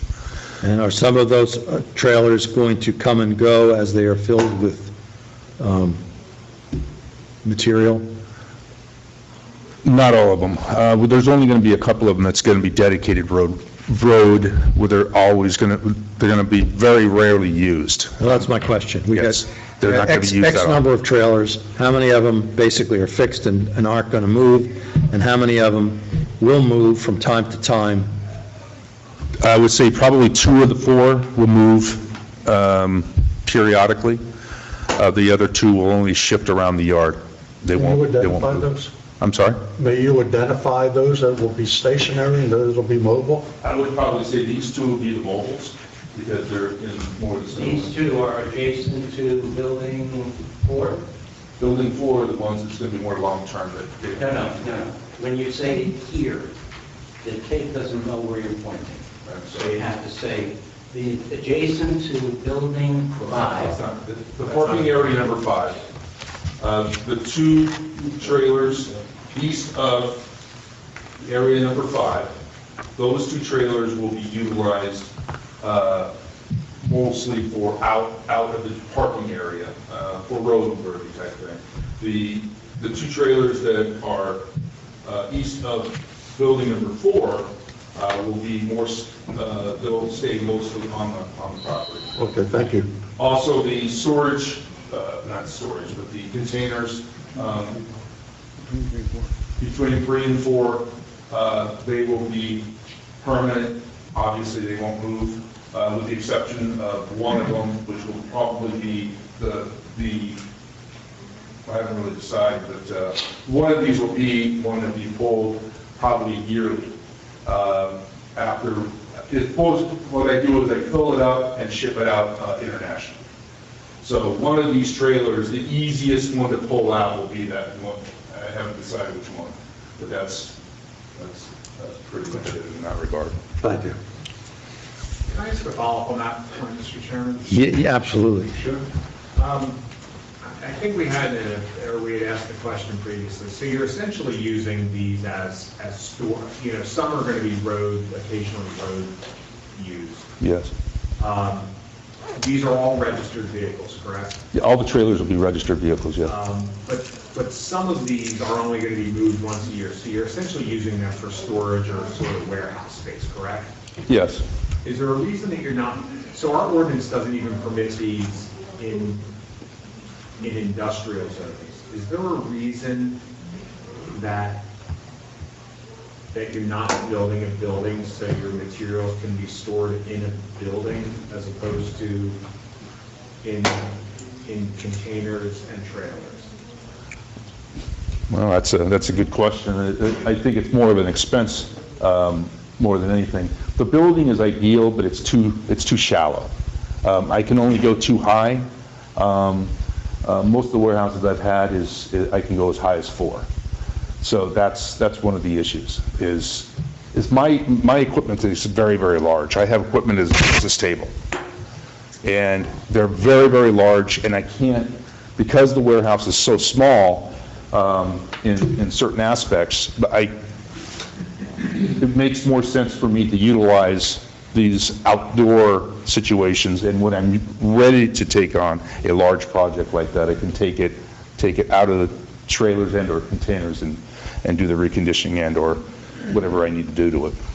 The only reason I bring that up to the board and the applicant, and I know we've mentioned this and it's been our report, as the board knows, storage of materials in shipping containers or in tractors is expressly prohibited in the ordinance.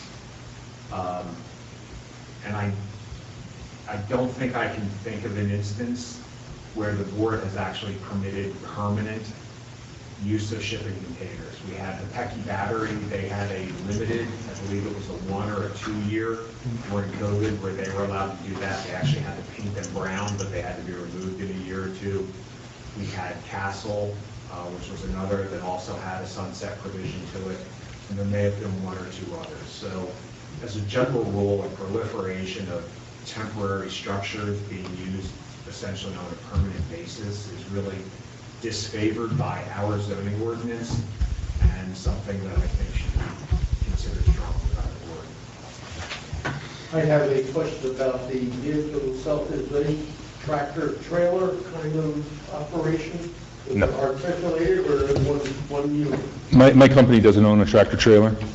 We have tractor trailers. The 4 that we spoken, besides the 4 and the number 5, I lease tractors as I need them, and utilize subcontractors. Okay, so the trailer's there, but when it's moved, we bring a tractor in and take it out. So that, That's correct, yes. So that the vehicle part is coming and going, and then the trailer part is really what's being stored. Right. I was under the assumption that the containers were already approved. No? See, don't you have some kind of, when people want to move these trailers on site, you call it a forklift or something, not forklift, you call it a, the name of it, moves the trailers around. Not a tractor, but a portable thing you have.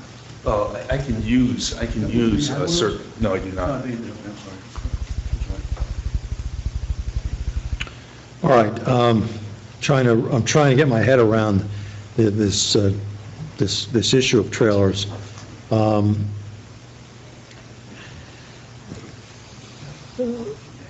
Let me just move on to a related issue. We've got a number of employees. How many are we talking about on this site? Currently, I don't have anybody working for me right now, specifically because of the process. If business were booming? If business was booming, I'd probably have anywhere between 4 and 6 people. All right, and they For would this have... small of a site. And they would have to park their cars someplace? Yes, the parking right now is in area number 8.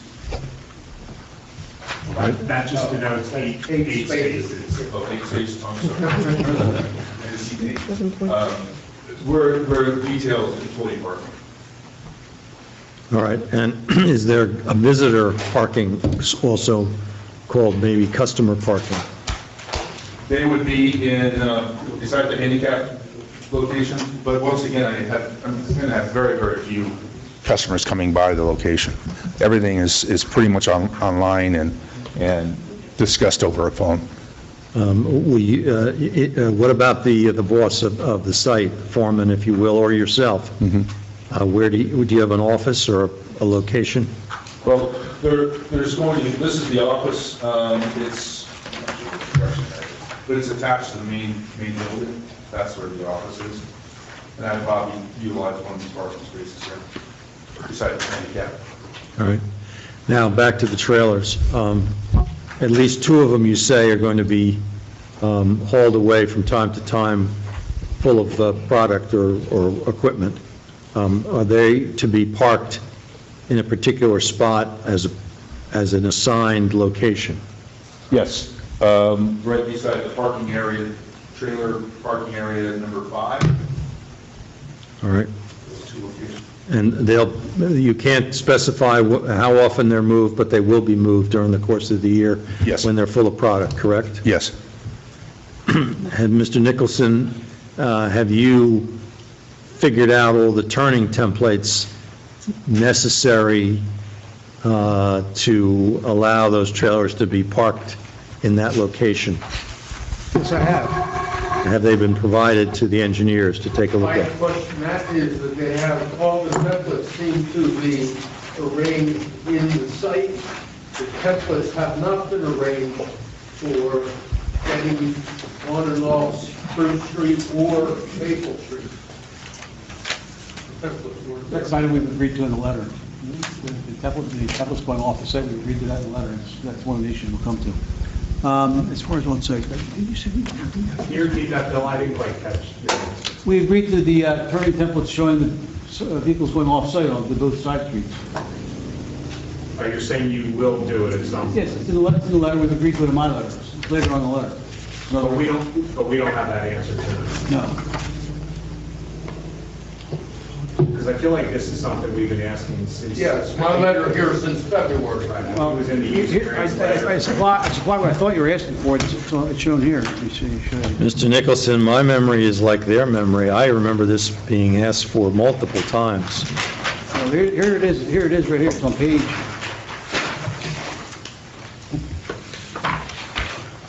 Four out of 5 of the site plans. This shows the internal circulation through the site, which I thought was what I was interested in, that's what I showed. But it only shows that a truck could potentially circulate through the back of the site. It doesn't show how any of the containers will be picked up. How do they back in to get those containers? where are they exiting? Because we had testimony the last time that the one-way drive or the 10-foot wide drive at the north was, you have an identification of an emergency access gate only, but it appears that your deliveries will have to use, it says emergency ingress, egress only, but based on the sort of half of the circulation plan that you've given, it appears that the truck will have to use that Spruce Lane drive. No. So how would that tractor trailer at the very top of your sheet back up? Which one? The one that was at the very top in your truck circulation plan. How would they pick up the container? Or the containers next to building number 4? We won't be picking them up with tractor trailer. The containers will not be being picked up by tractor trailers. They're going to be, I have forklifts that pick these up, but I didn't know that you were saying trailers, and you were doing it. The containers they're very easy to maneuver. With the forklift and wheels, I can move those things very easy and almost a zero turn radius. The trailers, the way that these are positioned, you can easily grab them from any direction. You can back into here, grab it and go. Back into here, grab it and go. Okay. I guess, go ahead, Mark. Where right now you have a reasonably big access and egress on Warren Highway, doesn't show, and then you have one that shows a decent net to get in and out, but it doesn't show the turning radius to get out on Spruce Street. Yes, so that one there has both possibilities of making it work. The other one there, he's not going to get the tractor trailer, to turn in and out at all. The emergency one? This one here. Yeah, that's for cars. You're not going to get a truck out of there.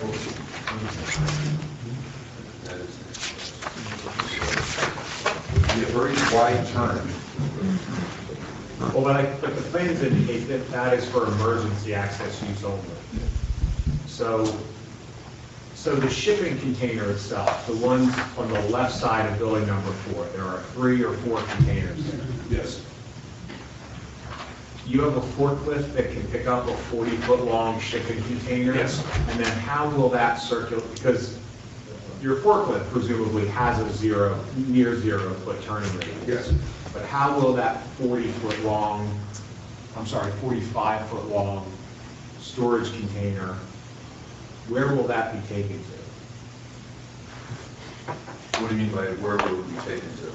Is your forklift driving it off site? No. Would it be pulled out, stationed, and then a container trailer would actually come and pick it up. A container with a big tilt trailer and drag it on. So that would back through the site? Yeah, it would easily be able to back up, grab it, and go. And you have to bring that out with so a loaded shipping container can be lifted by your forklift? Yes. The problem is, Mr. Nicholson, that I don't know that all of that has been presented on these plans. I mean, it's been pointed out to me by a member that there's turning radius information on a trailer truck coming in from the Marne Highway past the house, but not exiting out either the Spruce Street gate or the Maple Street gate, let alone backing deep into the site to receive a 45-foot container on being lifted by a forklift. So isn't it a situation where if you're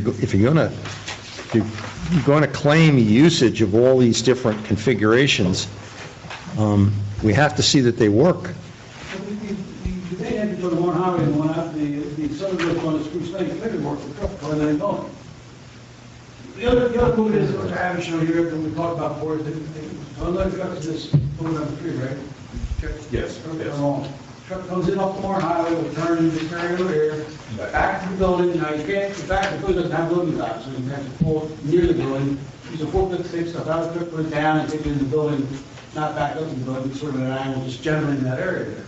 Then you actually say going out, sprucing around, or out the main Warren Highway. That's the main move right there, service building number 3, which is the main action that's going to happen on a more routine basis. Yeah, that's 99% of the action, right, is going to be right in here. And I don't have a problem with you operating, and you have to make whatever kind of adjustments to load and unload your trailers and you can get them and move them around in your site. That's your problem. When you're going in and out of the site, off on, particularly on the Spruce Street, I want to see that it's going to be an easy turn in and out, so because it's affecting our public on Spruce Street, in both directions. It's a very narrow street, and you got to have the proper turning radius. You have to make that turn before you start going down that street. Would you not agree that if it needs it fixed, maybe widen the sentence out? It may have to be, yeah. You have to say that. That's what the turning radius is going to show. Right.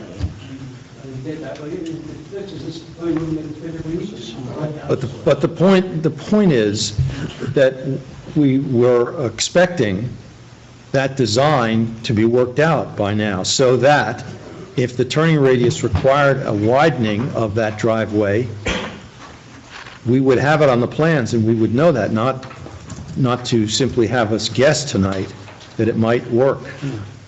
That widening would also trigger an intensification of this impervious coverage variance that's sought.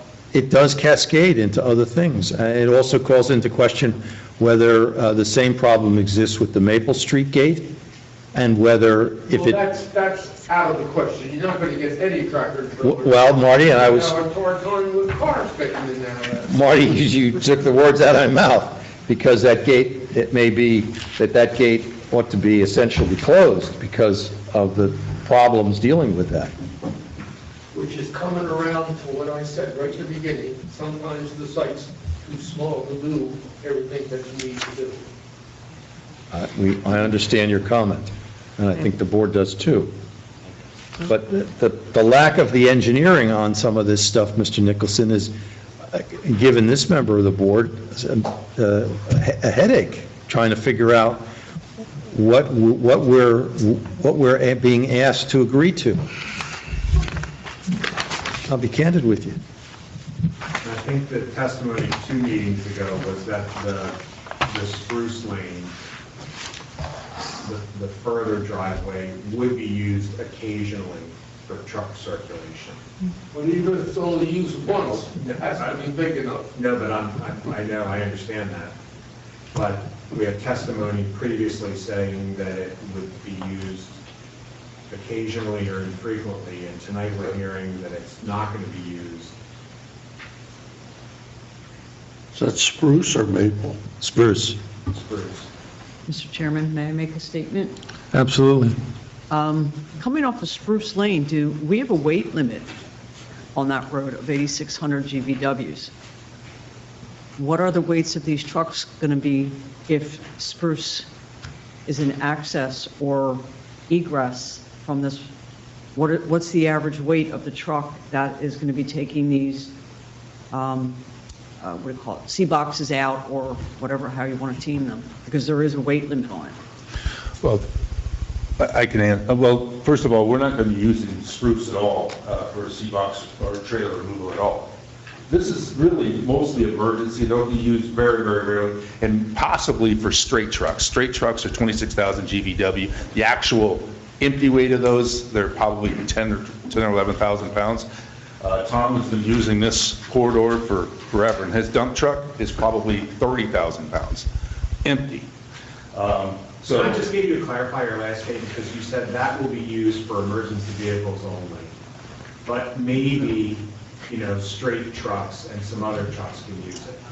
I'm saying that it's going to be used very, very, very rarely. Once this is open, So, all right, so it is not for emergency access only. yeah, it won't be, yes, it'll be used very rarely. So- But there should be an emergency no matter what. This should be an emergency and this should be an emergency. Well, I don't think anybody disagrees with that point. But we keep hearing that it's for emergency access only. But some trucks and straight body trucks, very infrequently. I don't think any of us know what that means. Does that mean 10 a day, 10 a year, once every 10 years? We don't have that information. We've been asking for this for a year and a half now, and I still don't think we have.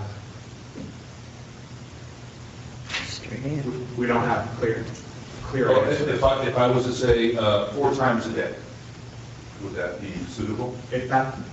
That's absolutely suitable. Your answer is trucks will use that 4 times per day, then the board can evaluate that.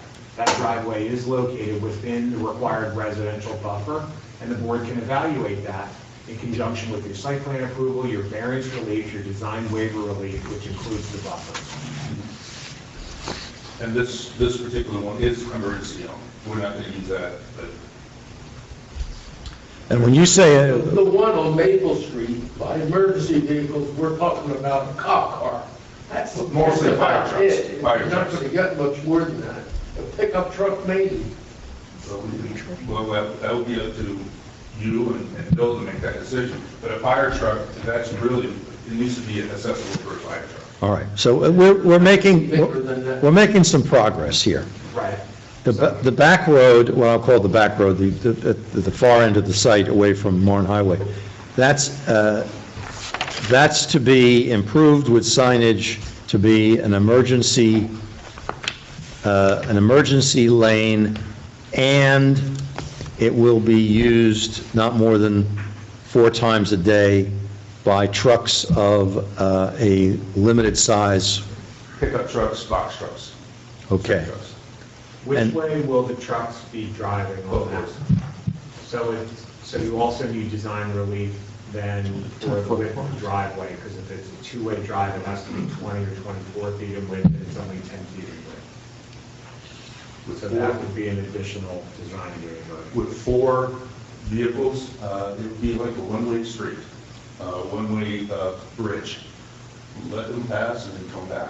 Are you saying that it doesn't need a design waiver? I think it doesn't need a design waiver. I think it's over.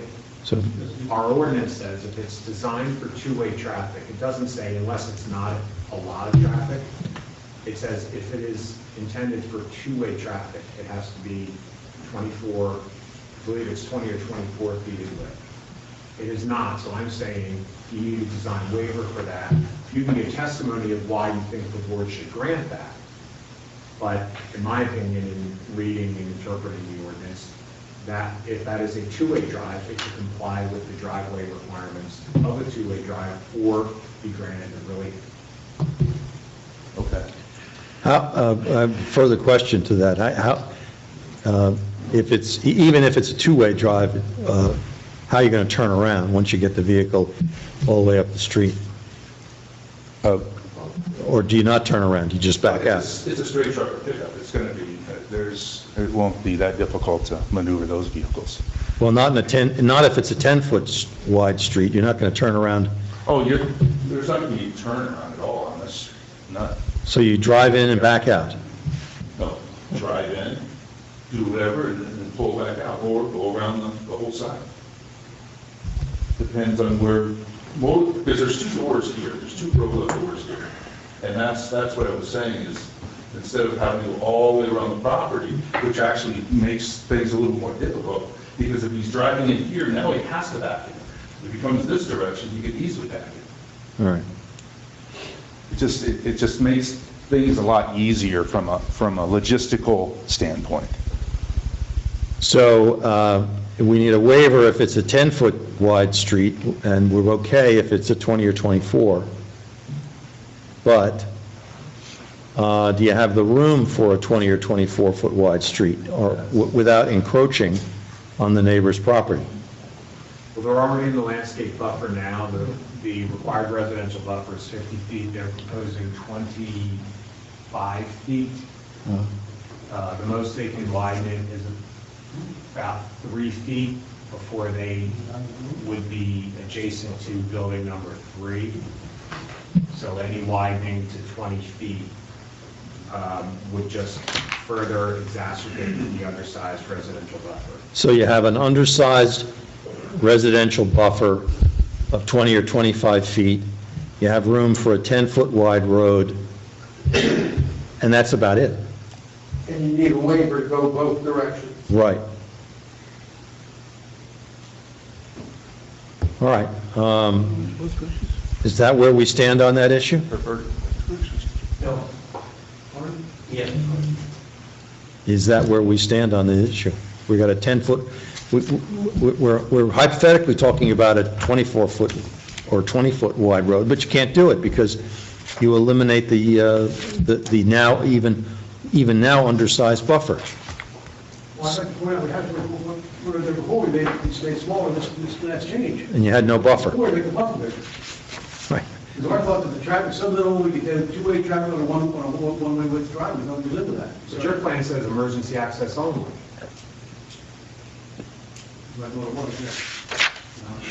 Say more than that, yes. Right, so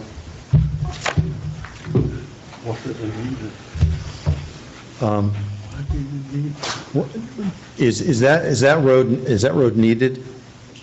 Is there a need for that road? Oh, yes. Okay. Absolutely. You're telling me there's a need? Yes. Why? To get equipment in and out? Just from a logistical standpoint. It's a required road specifically because of this, there's two large garage doors here. Right, I know where they are. And if I don't have egress here or a way to get back here, it's going to be, someone's going to have to pull it back all the way from this area to back into here.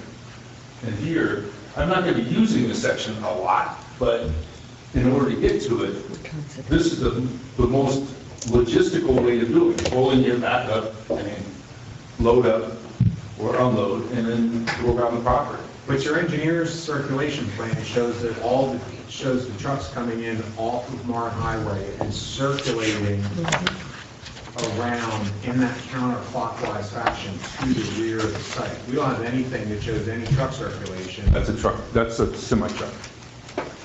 Semi-truck is completely different than a straight truck and a pickup truck. But wouldn't it be easier for a box truck or a straight truck to use that same route? If there's plenty of room for a tractor trailer to circulate around there. It's about the turn, your turning radiuses. I mean, if you have a 24-foot box truck, to back that in, it's going to be a couple of backups and pull-ups in order to be able to back into this door. That's the point I'm trying to make. Where if you just pull into here, you back in, you're out. Here, you got to pretty much do the back up here and then back all the way back to the door. Logistically, it's not as sound. And it's more dangerous too. If somebody, I don't know, if somebody's walking back there, it's just, it's not. That's a use kind of thing, and that road is not an emergency road, it's a use. Plus you've got, And chances are, it's going to be used in both directions. right. That was the point I was going to make. You know, you're using it in both directions, but it's only a one-lane road essentially. It's only a 10-foot wide road. And from their point of view, well, I'm only going to be using it maybe once a week or twice a month or something like that. It's going to be very minimal, and the chances of two vehicles coming together in that one street, well, you have the operation. It's going to be impossible for two trucks to have a head-on collision here. It's going to be impossible. Impossible. Impossible. Can I have 5 minutes to talk with my client and my professional, and maybe I can get some answers for Absolutely. myself as well? Absolutely. Thank you. It does. Put a timer on it. Should I? Please put a timer on it. Thank you. All right, the board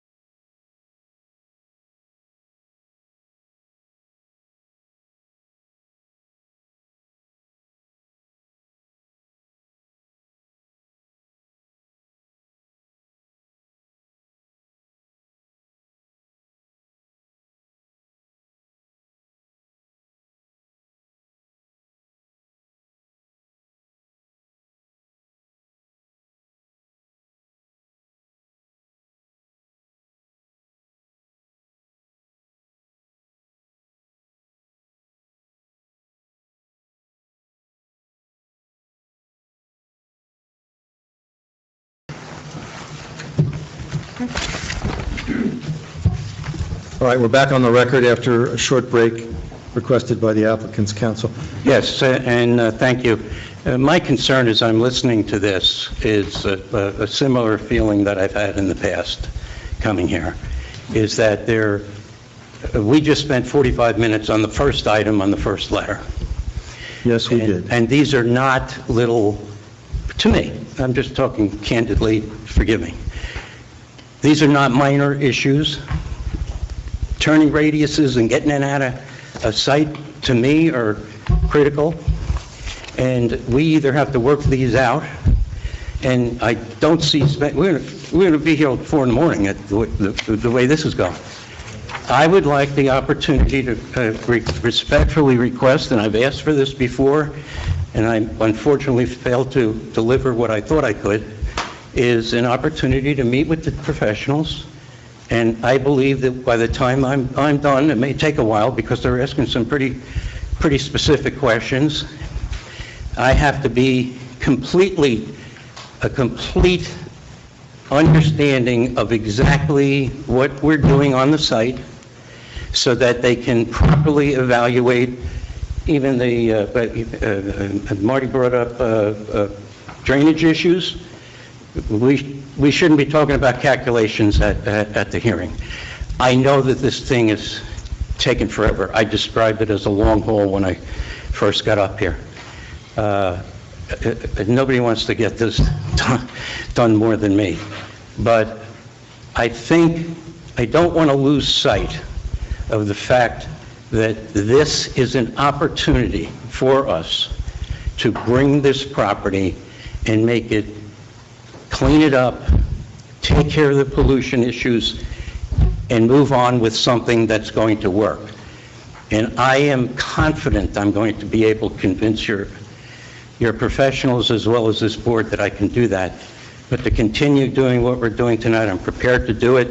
I think we're going to be here till 4 o'clock in the morning. We could be at the rate we were going. So I'm going to propose this, Mr. D'Elia. I don't think it's going to be profitable to adjourn this again and sit down with our professionals for what will be that marathon session, I think, in front of them, only to then have to come back before this board on the record again to seek approval. Instead, I think it's better if I simply let you go through Mr. Nicholson's letter. Testimony will be provided as indicated as the answer to numerous items. Let him provide the testimony, and the board will look at it and take its vote at the end. You want to do that? You want to do that now? Yeah. Okay. I mean, Mr. Nicholson came here prepared in his April 2nd letter. Item number 1, 5, 6, 10, 11, 12, D3, 4, E1, 2, et cetera, et cetera. So let's hear it.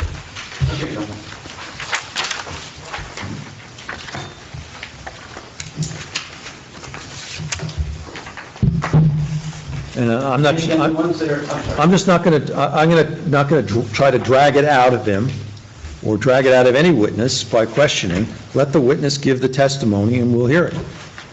And I think that's the simplest way to do it at this point. We'll listen to it as it's been represented and we'll deal with it. Paragraph C, general comments. Number 1, Jeff has testified with regard to the use of the property. 2 and 3 we were okay with. Number 4. Hours of operation, we testified to that. We testified to hours of operation. I'm sorry. Number 5 is testimony about traffic, timing, route of travel. Telling you because Jeff's going to have to answer it. Huh? It's a Jeff question. That's okay. So where were we? Number 5? Number 5, detailed testimony should be provided regarding timing, route, travel, circulation, frequency of deliveries, and refuse pickups. Okay. Travel party. What was the question? Are you on item 5? Yeah, he's on 5. 5 is detailed testimony providing regarding timing, route of travel, circulation, and frequency of deliveries, and refuge pickup, and general truck parking. Deliveries, no more than 2 a day.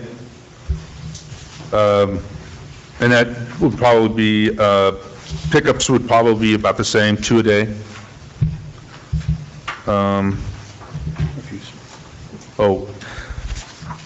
I don't know that answer, but I would say that it's probably going to be monthly. Refuse, but that's what. For the garbage, right? Yeah. Yes. Say that. Yes, monthly pickup for the dumpster, garbage dumpster.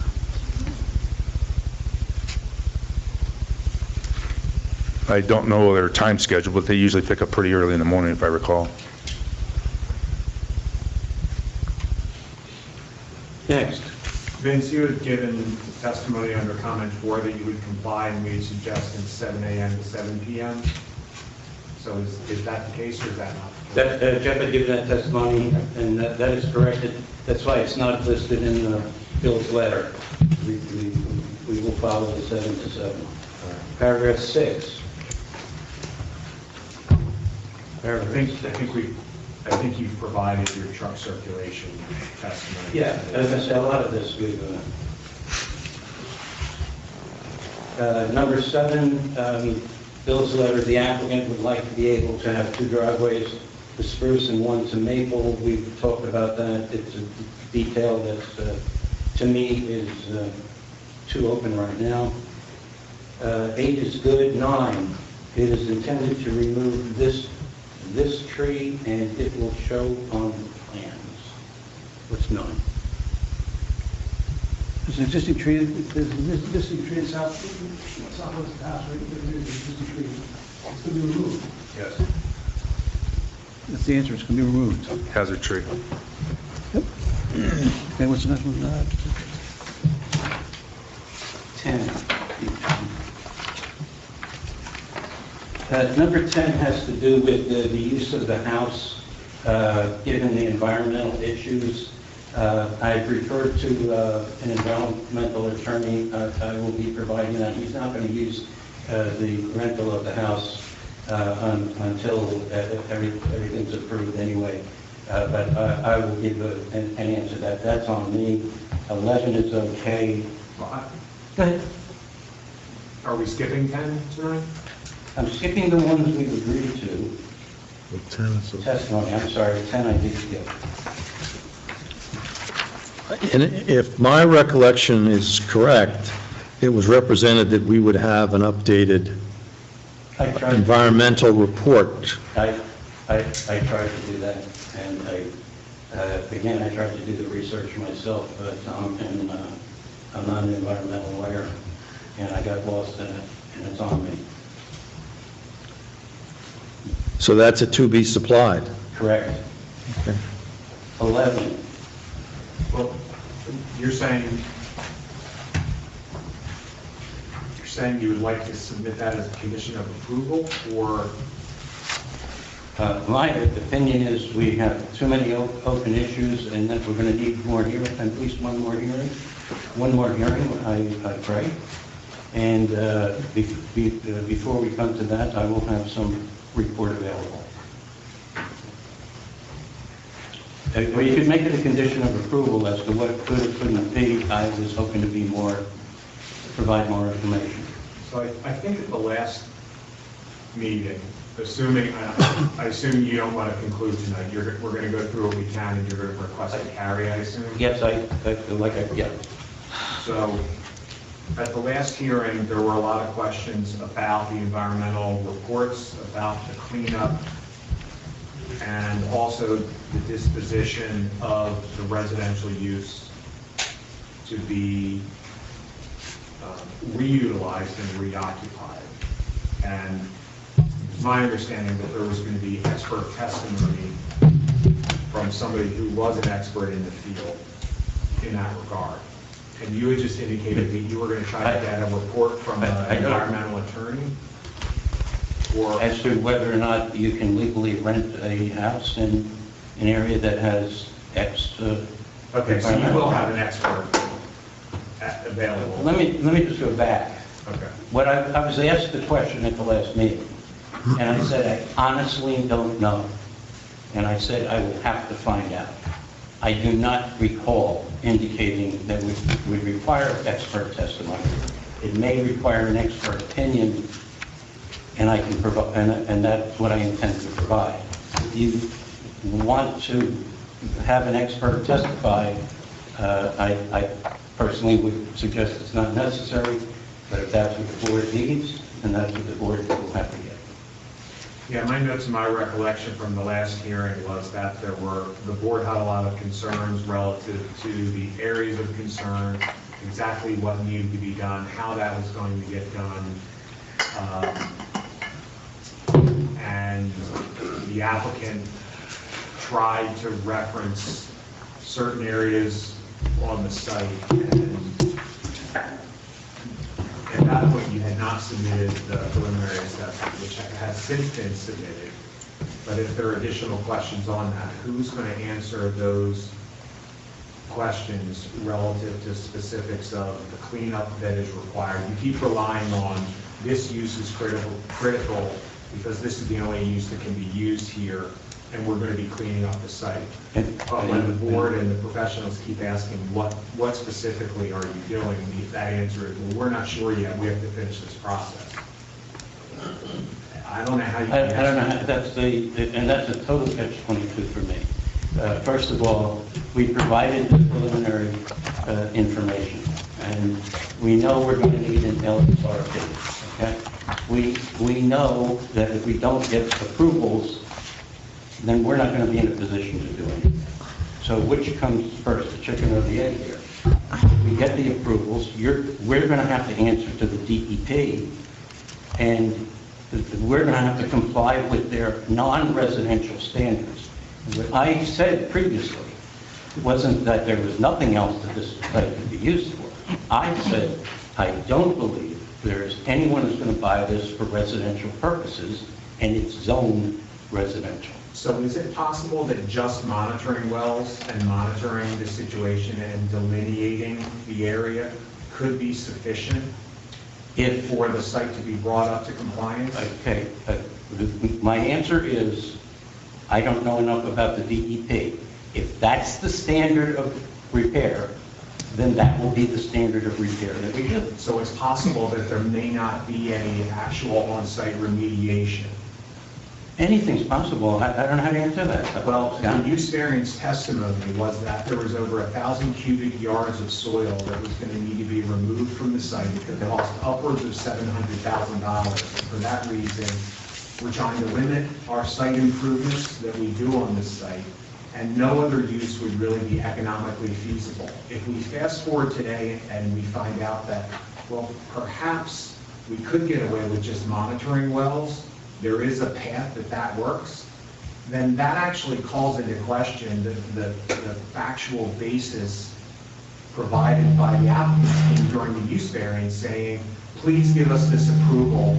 We have to spend $700,000 to clean this site up. And that you're also relying on that as part of your site planning, your variance documentation of how extensive this cleanup is going to be. And when we ask how extensive is it going to be, you say, well, we're not sure yet. I don't know.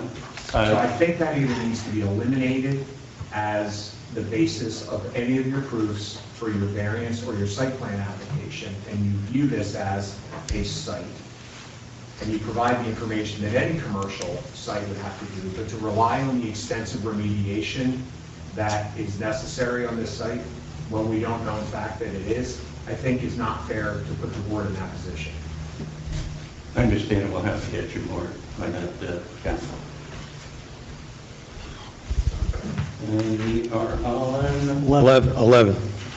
There's no outdoor storage proposed other than the trailers we've talked about. That's number 11. Number 12, trash and recycling will be picked up about once a week, you thought, routinely picking up commercial trash and recycling, right? Commercial pickup, or private pickup, If it's private pickup, it'll be once a month. whatever, okay, so that's routinely done. Hours of pickup? I don't know exactly how they pick up, but usually it's early morning.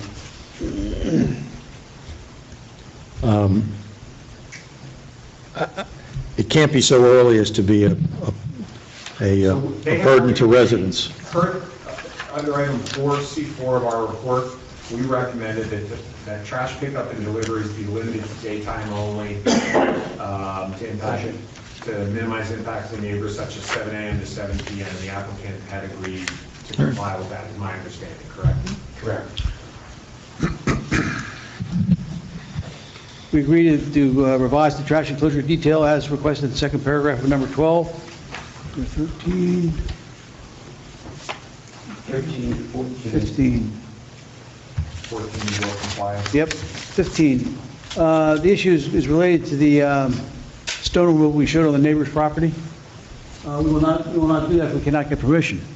Right, Vince, is what we decided on that one? Yeah, can you explain, why don't you explain to them that it's over the property line and it's not our property? Just to show them, on the north side of the property, there's kind of a common driveway that goes kind of like through here. The neighbor is using to get to his rear of his property, but it's half on us and half on him. We've shown it, take it off to bear 25-foot buffer, that leaves him a sliver of him on his property. On the plans as they stand now, it shouldn't be removed, there's a question of permission to do that, I suppose, so we're going to have to take that off or get permission to do it, one or the other. Jeff, you've already tried to reach out to the adjacent property owner? I've introduced myself to him, didn't know exactly where we stood at the time, and I told him I'd get back to him in regards to where the site development plan ends up in regards to the impact on his property. The fence will be an issue, I can guarantee that. Yeah. But We'll contact, we'll look at a better effort at contacting, where are we? Number 16, all fences will be removed off the property. All fences are going to be removed. Is the answer to number 15? Excuse me, number 16. Number 17 about fences also, right? Undersized buffers, we strongly recommend the solid vinyl fence. What we're proposing to do, which is not on the plans, we propose to do the 6-foot-high vinyl fence between the service station and the existing dwelling in the area right here. There's a fence right now there. We'll remove that, we'll put the vinyl fence there, replace it. A little piece of vinyl fence over here on the front of the site, the east of the service station building.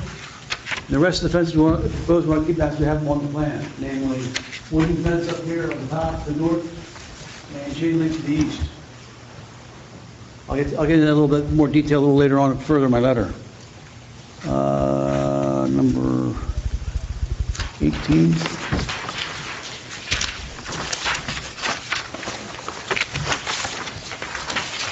We add the overhead wires to the two buildings. Maybe there might be a question. There's another one we missed. We'll add it if we need to, but that's an issue. Overhead wires, we can show them. We thought we had, but maybe there's a question about something we missed. I don't know about that exactly, but there you go. Number 19 is flagpole will remain. We'll note it on the plan, so it's not clear now. Number 20, all tanks will be removed. All tanks are going to be removed on the property. Number 21, no signs are proposed at all. Number 22, there's no fence proposed on the west side of the property, which is the Maple Lane side. No fence at all.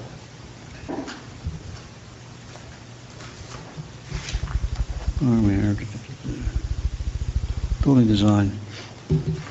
Okay, number 2, building design. Number 1, my note here says see items 3 and 4 below. Number 2, we will show we've already showed the delineation of the building as far as the park. The office area is 603 square feet shown here. The warehouse and storage area is here, 56 and 5,607 square feet here. We'll show how the building breaks down. We'll show the breakdown of the square footage of the buildings on our plans. This is my point on that one. And then 3, 4. The building upgrades.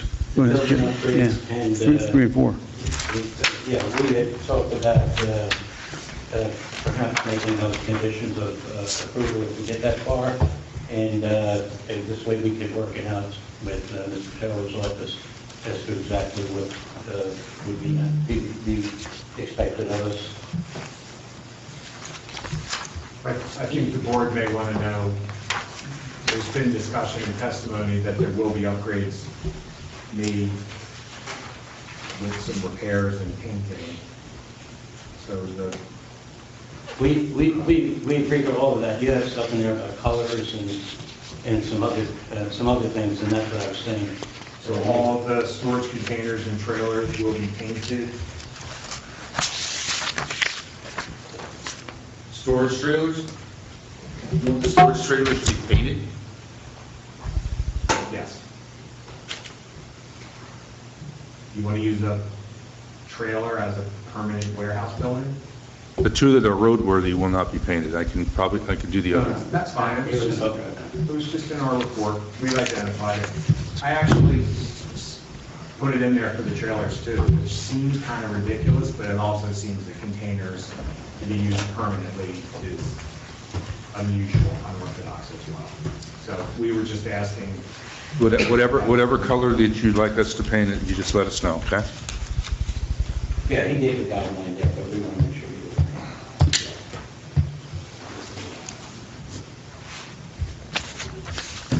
it. Lighting comments, number one. We propose to do some overnight lighting for security, which will turn off, it'll be dimmed at a certain hour at night, so it's not going to be on all the time, but it'll be lights on all the dark hours.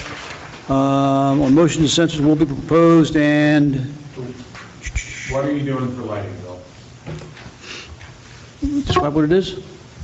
2 lights, pole lights, located both in the area between the staging area number 5 and the building areas. Trying to light up this area right here. So no building mounted lights, nothing else, No. just those two one building mounted, one pole mounted light, correct? Two pole mounted lights in this area here.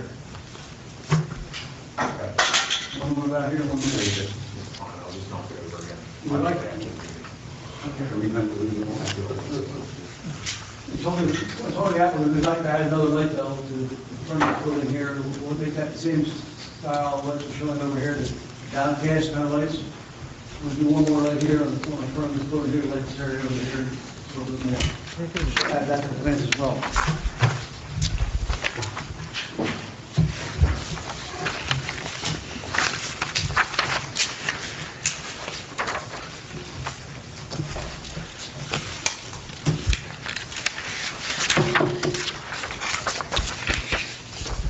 The next item, number 3, is about existing lights. There is an existing light on the corner of Maple and Warren Highway on the utility pole right there. All that kind of is the floodlight on there that we don't own. This is indicates I need to pay rent on. There's a floodlight there, Jeff. I mean, Scott, right there. Which comment? Sorry. There's a floodlight right there. Next one, existing lights, there's a floodlight there that exists. Are there floodlights on any of the existing buildings? There are, that will be removed.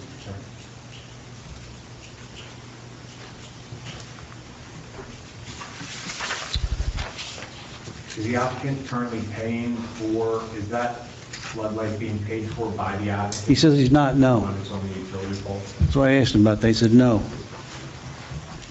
I don't know who is, but he's not.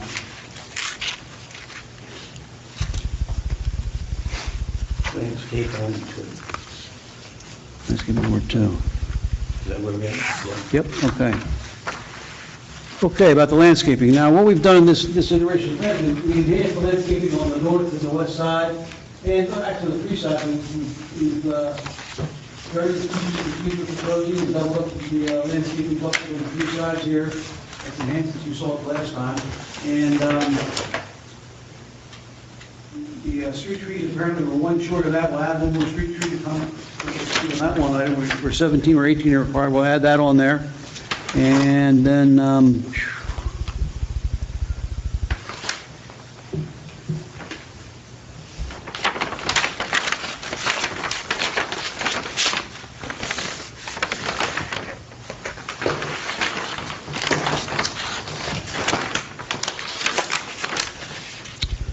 we have provided tree inventory. I don't know if there's a question about the way we did that, but we can get that straightened out. We've provided tree inventory on the landscaping plan about ones that need to be removed. There are some trees that have to be removed. Jeff, would testify about those, please?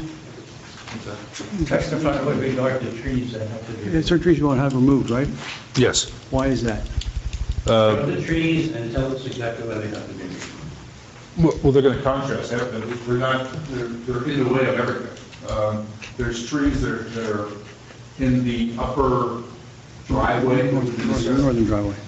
I'm sorry? Northern driveway. The northern driveway, there's 3 or 4 large trees that are completely in the way. We won't be able to even fit them in. The 2 trees that are over here are both problem trees, what do they call them? Hazard trees. Hazard trees. Well, one's buckling up the foundation and sidewalk, the other one is leaning towards the street. Very badly. I wouldn't be surprised if they fall anytime soon. And Yes, that's fine. thank you.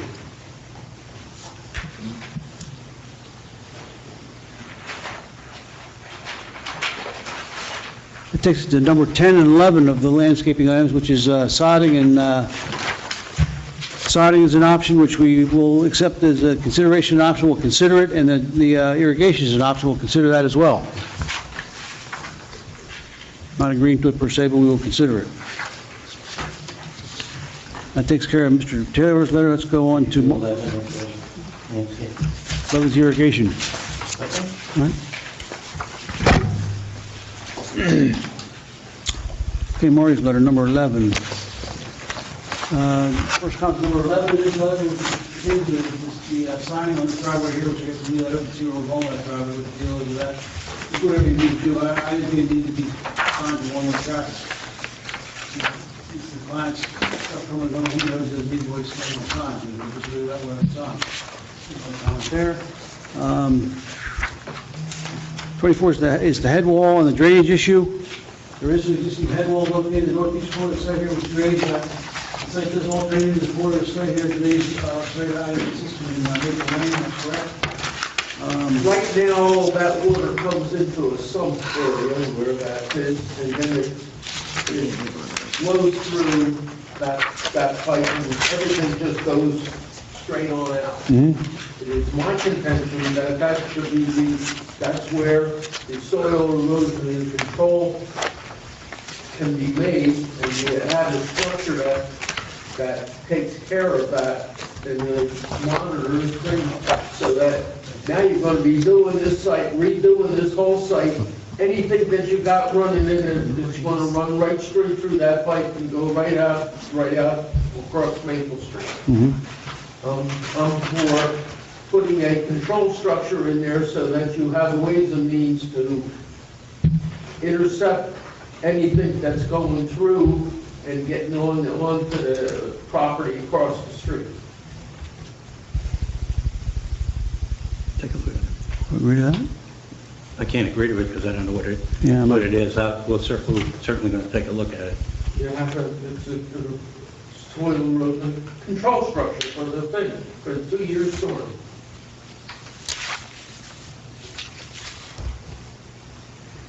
The site never had any kind of control structure.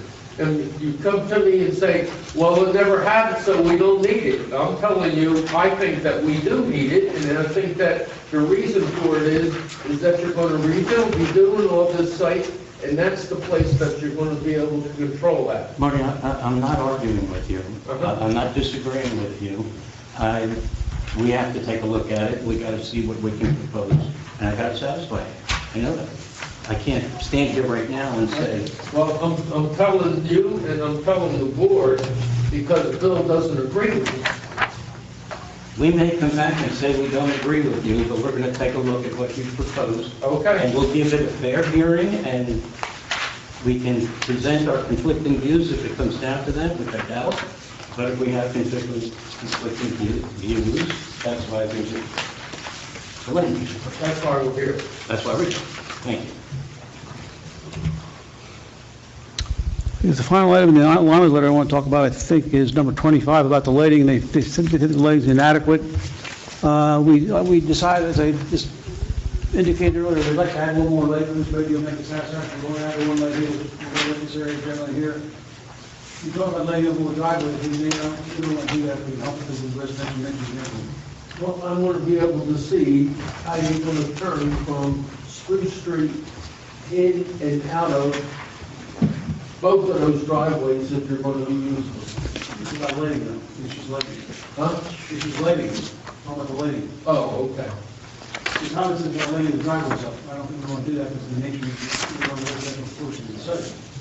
We're proposing to try to light up our center site here. That's that problem there. Okay, number 20 is it?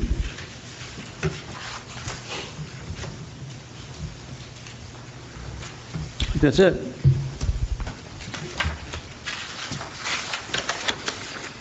Questions from the board, anything else? Yeah, I'll go through, I want to have professional comments first. And then the board can listen to those, and then we'll have board comments after that. Well, it sounded like Mr. DeLeo was going to request a continuance, so that may be something that the board and the applicant's attorney want to discuss. He indicated, alluded to the fact that he was going to, after they go through the letters, request a continuance. Do you want to proceed with the application, or? No, I had earlier asked that the matter be continued so I could have a chance for the professionals to meet and iron out the various issues that still remain. I think there are engineering issues to all of them, and there are solutions that we can come up with, and I will renew the request, Mr. Chairman. This is one of the problems that I see. This is the third or fourth round we've been at this. And every time we come back, we have a laundry list of issues that our professionals raise that is different, in many cases the same, but just as long as the laundry list for the prior meeting. It seems like the laundry lists have not changed, or if they have, just topics have changed and the number of issues remains the same. And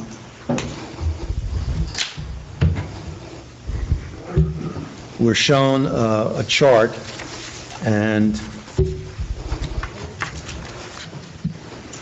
Mr. Nicholson points out this, and we could do this or we could do that, but there's nothing definitive on the chart, on the diagram. The suggestions have been made by our professionals about head wall structures. Those go back a long ways. Suggestions about even things as simple as painting the building. Suggestions such as signage. These have been questions that have been asked over and over again, and we come here tonight and Mr. Nicholson doesn't have answers to those questions. Or he says, well, we could do it, but it doesn't show on the plans. I'm just using these as examples. So, Mr. DeLeo, what's to prevent another meeting with our professionals, escrow funds being spent for that, coming back on another day, and then us having another laundry list because the plans that Mr. Nicholson submits after that meeting with our professionals fall short again in terms of what we're being asked for. And then we'll have another round of hearings like this one and another session with our professionals. It seems like it has to come to an end. And if we did give that adjournment, assuming the board voted for it, and I don't know whether they will or not, but if they did, what assurances do we have that there will be an end to the process? And what we will get to see on another meeting will be a site plan that is virtually perfect in terms of addressing all the issues, because you've had the time to meet with our professionals again and get all the answers down, decide, make all the decisions, and then put the results onto a site plan that they've seen and that they agree to. Or put it down, if they don't agree to it, just put it down the way you want it. But it's the site plan that is the final plan that this board will look at and vote on. Are you in agreement to that process? To the process of, I'm sorry, it sounded like you were asking me what assurances I could give you with regard to this is going to finally solve the issues that we've been discussing too long. No, I don't know whether it'll finally solve it or not, but it'll be your final version. This is what you want, this is what we vote on.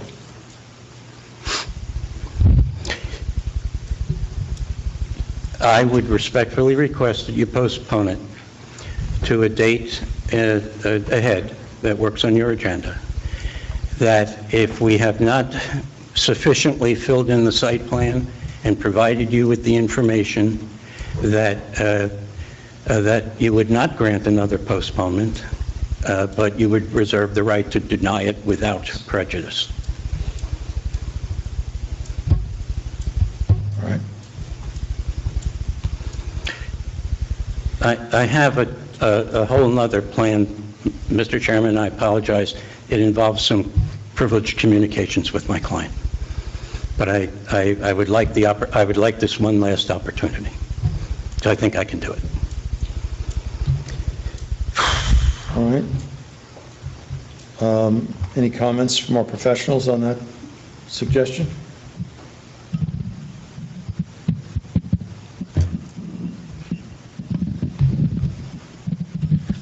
Bob, what do you, what in terms of a motion would be needed? Talking about May or June?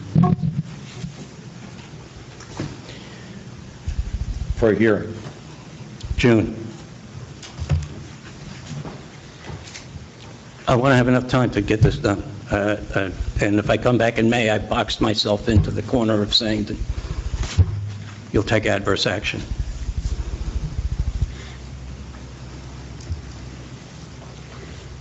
Well, we're not automatically going to take adverse action. We'll deal with it on the merits as we see it at the time. But I hear you. Right. But no, I wasn't casting aspersions that you were doing something. No, I'm sure you weren't.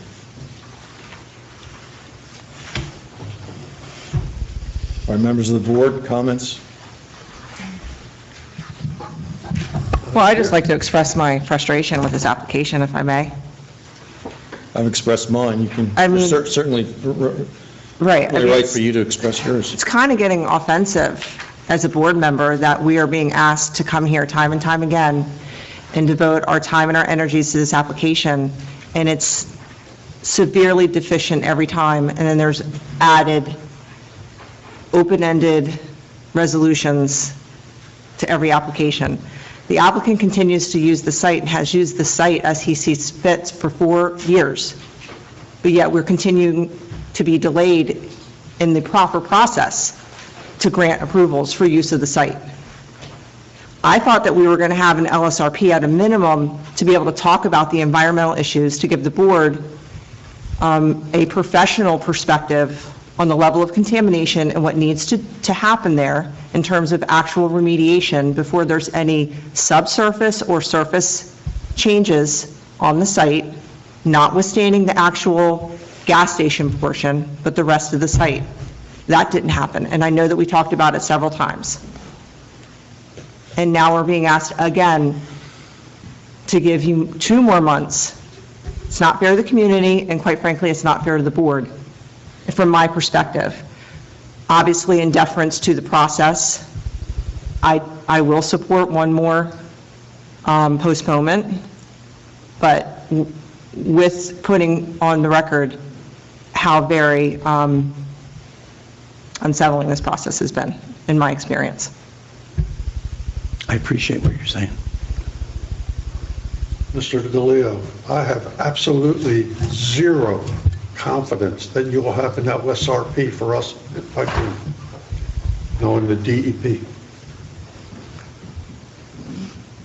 And that's the big catch-22 that you referred to. Well, it's a catch-22 for us, as I explained. That's the whole and those are the That's the whole linchpin of this whole project.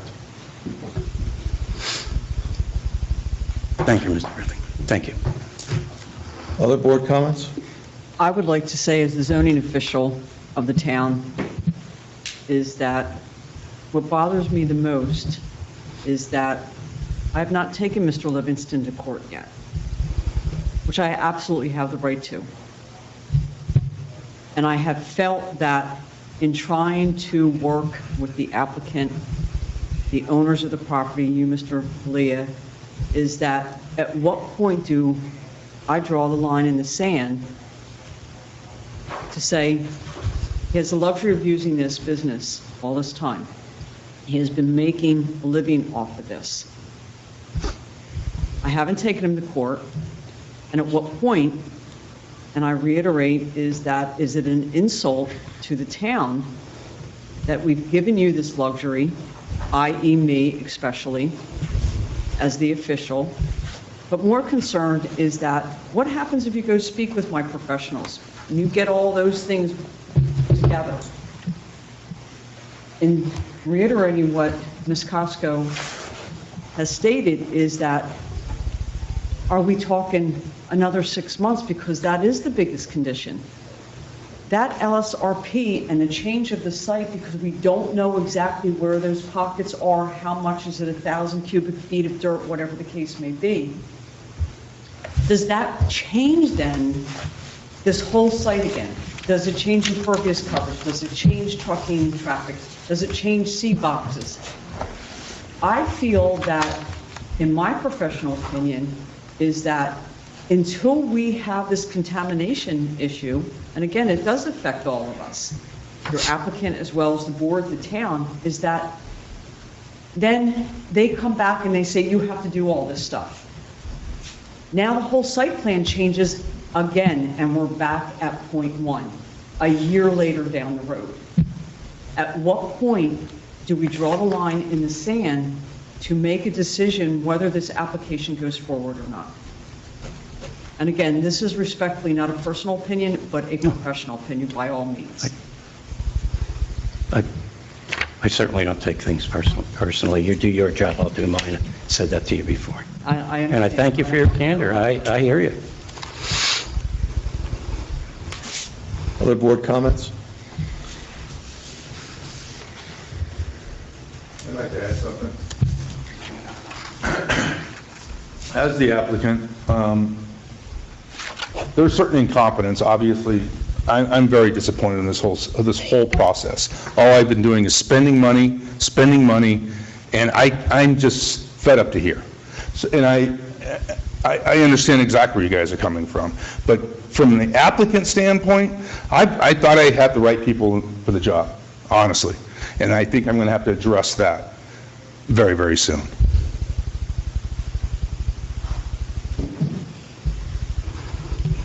I just have a question. So when you come back next time, what are we expecting to happen?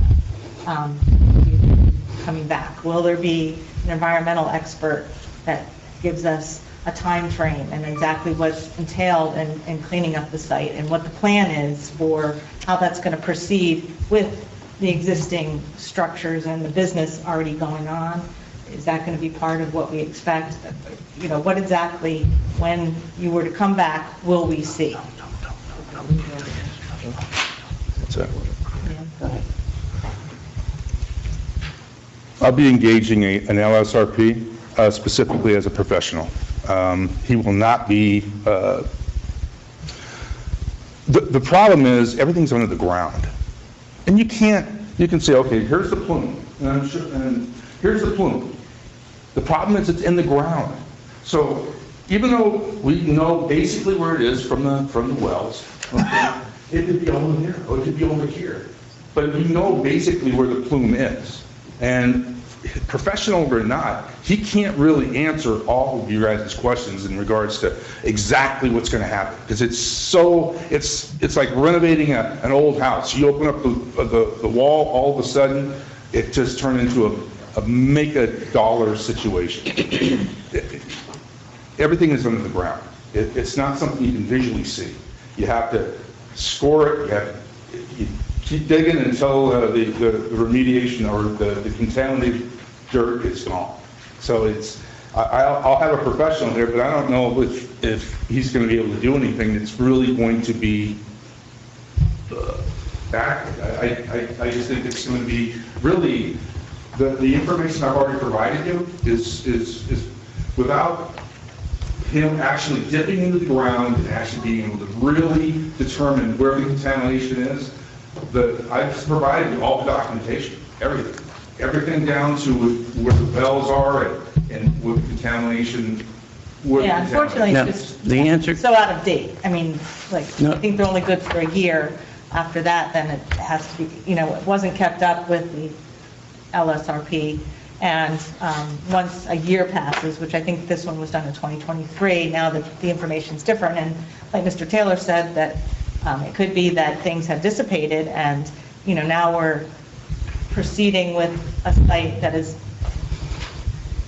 may not be improving the neighborhood all that much. I mean, right now, yes, what was done there before was contaminating it, but right now it's just sitting there, and it's got the trees, and it's, it's 20 years other from than now, what it's you're gonna be going from. completely delineated. It's bureaucracy. Okay. You got it. Yeah. We're good. We're good. But I just want to know what we will see next time, should we approve this? And I'm going to give you the honest answer. I don't know what you're going to see. Jeff just pointed out to you some of the problems with how much we can see. What I'm going to do is make a good faith effort to get the right environmental professionals out there that they can at least address the issues that you're talking about how much of the property is subject to this and what have you. We're going to make a good faith effort as best we can. But I can't tell you what they're going, I can't go beyond that. But the plan will address the stormwater runoff. And the plan has got to be, the site plan has to be complete. Okay. And we've heard all the reasons why it's not.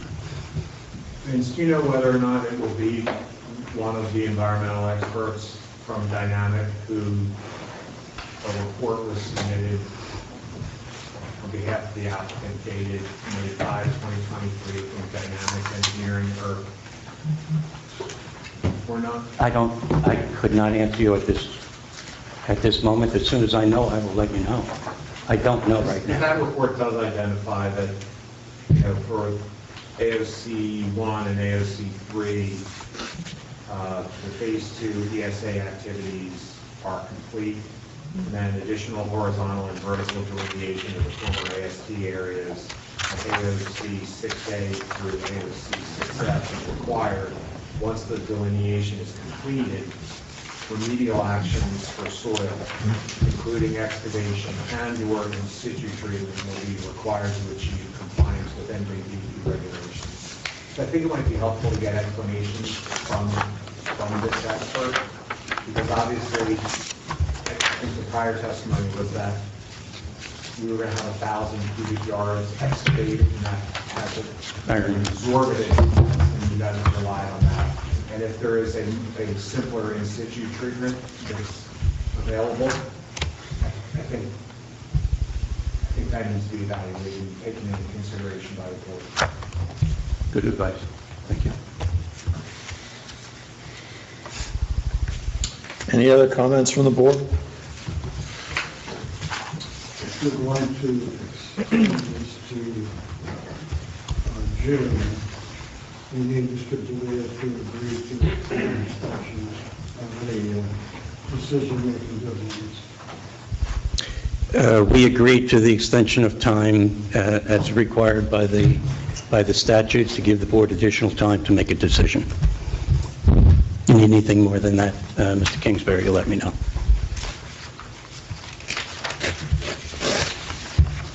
The other issue is deadlines for submission of any supplemental plans and reports so that our experts have a chance to review them in time for the June meeting, which would be on what date? June 4th. June 4th. And how much time before that meeting do our experts want to see reports and new site plans?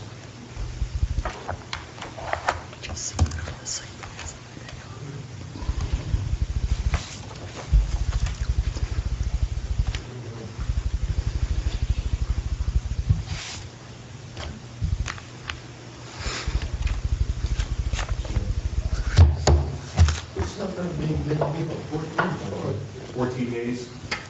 14 days before June 4th.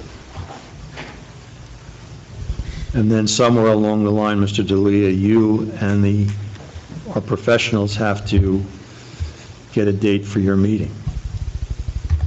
Will do. It's on me. But we're not going to deal with that date. You're going to... No, that's up to, that's... You get that date on your own in conjunction with our professionals. That's right, Mr. Chairman.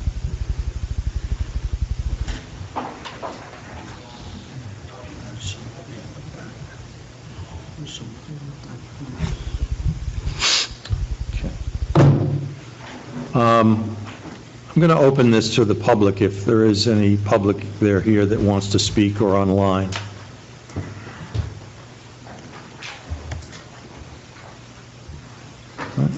Give us your full name and then... Good evening, Mr. Chairman. My name is Michael Miller. My address is 2 Airsound Road, Southampton Township, New Jersey. Do you swear or affirm the testimony you give will be the truth, whole truth, nothing but the truth? I do. All right, Mr. Miller, what's on your mind? I am involved in this property I'll back up. I'm a licensed New Jersey real estate broker. I've represented the estate of Esther Reif since 2015 in an effort to have this property transfer ownership. I have gone through numerous processes in getting to the point where we are now. Along that way, we initially started out with an LSRP, I say we, meaning the estate of Esther Reif, and with hundreds of thousands of dollars spent, both in legal fees and on LSRPs, we basically accomplished nothing. When I got involved, we engaged another environmental firm. That environmental firm, we had a period of time where the gentleman who was a local firm, the gentleman had done all the studies, did new reports talking about where the mining wells have been, the outflow of the contaminants, all these things. That was 2018. And in 2018, he had told us we have one more year to go in the monitoring of getting to a dissipated state where we meet the requirements. Unfortunately, that gentleman suffered a major stroke and no longer could work. We then went to the alternative LSRP at the firm, and they came back in. Unfortunately, they ended up in utter disarray because they had 2 LSRPs, one of them fell by the wayside, unfortunately with the health issue, and the second one took over. He now had another 100% work, so he had 200% of his workload. Thereafter, that firm changed hands, and the LSRP, again, who had told us it was going to be 1 year to remediation resolution, was no longer undertaking that course. At that point in time, I had had many interested people in the property. I probably still get 2 to 3 calls a week where people want to buy the property, but they're trucking companies. They're companies with heavier industrial use because of the nature and the presentation of the property. With the fact that the property had a prior industrial use, a prior fuel oil use, anybody looking at it says, what is your contamination situation? And with that, most of them I never hear from again. Very few people had actually approached and made an offer on this property. There was a suitor at one point who happened to be a housing project. They were looking to do residential housing there in the form of apartments and affordable homes. Well, once they made their presentation, they had some conversations with some people in the township, it ended up that they withdrew their offer because they could not see how they could meet the standards for resolution of the contamination on an economical basis, and they exited the scene. We went now, the original listing, as I say, was 2015. We are now 10 years into this. I just have this thing with me that I received this developed this relationship on the basis that there was a major real estate company that had it. They referred it to me because I've had a good reputation to handle troubled commercial properties. And I know in this town, there are troubled, contaminated properties. I've worked in this town before and sold probably 5 or 6 different commercial properties along the way. It is a case where you have a very difficult situation here. The estate basically is depleted of money. They have no money to do this and finish up this property. The arrangement that we have, and I established via contract with Mr. Livingston, was that he's paying the taxes, he's paying all the expenses of the properties. Frankly, if he goes away, there is no one that's going to touch this property. It will become, as I would forecast, a property of Hainesport Township. We are talking, and I've just left another town where I just came from a hearing similar to this in the Land Use Board. And the recognition, I have been on a lot of boards and a lot of things, and I appreciate you giving your nights and your evenings, as was pointed out by Paula. I know what it is, and it's a big decision, and you're always trying to do the right thing for the community. And sometimes it takes a broader view than where your truck is turning and how much you're going to have to do, and see beyond that and say, what is the better overall view and what's the best thing for this community? To clean up the contamination, yes, you need standards. I agree with that 100%. But you also have to say, is this fence going to make the difference? Is painting a container making a difference? He's a business person, been in business for many years. He can't have a slouch business and be successful. And I honestly, I don't mean to sound like I'm chastising. I'm explaining what it takes to deal with an exceptional property that has a big problem, that I can promise you that if we cannot conclude this offer, Mrs. Catherine White is in a facility right now. She is the executor. None of the family want any part of this because they've been living through this just as all of you have for the last year. All I would ask is this, that we recognize he wants to do something good for the town. He wants to remedy the property. And Ms. Newcomb has been extraordinary in trying to make that happen. I would ask the rest of you, see, just beyond these things that are coming up that, okay, the truck may not be able to exactly turn in there the way the engineer may want it to. Trucks have been turning in that property. I knew Wayne Rife, I've been doing this for 46 years. I know most of the business owners because that's all I've ever done. Wayne Rife ran his business out of there for that period of time. He had tractor trailers, he had vehicles going in and out of there. It's a situation that you have to think, I hate to use a trite word, out of the box, because this is not the usual property that you can have a route checklist and go down. Somebody's got to make a decision, and the decision you make, and I can only fill you in on the facts, it's going to be yours. And it'll be lined up with the Route 38 property and the other property that will be a burden to the taxpayers here sometime, because it can't sit there forever. And that's what you have.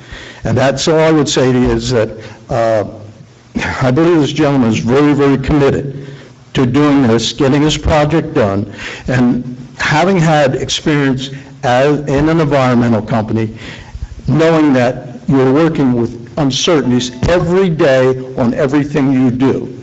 You don't know from one day to the next what you're going to discover going 1 foot that way or whatever. And you always hope for the best. But you better have a lot of money to follow up on it, because every time something changes, it's money and more money and more money.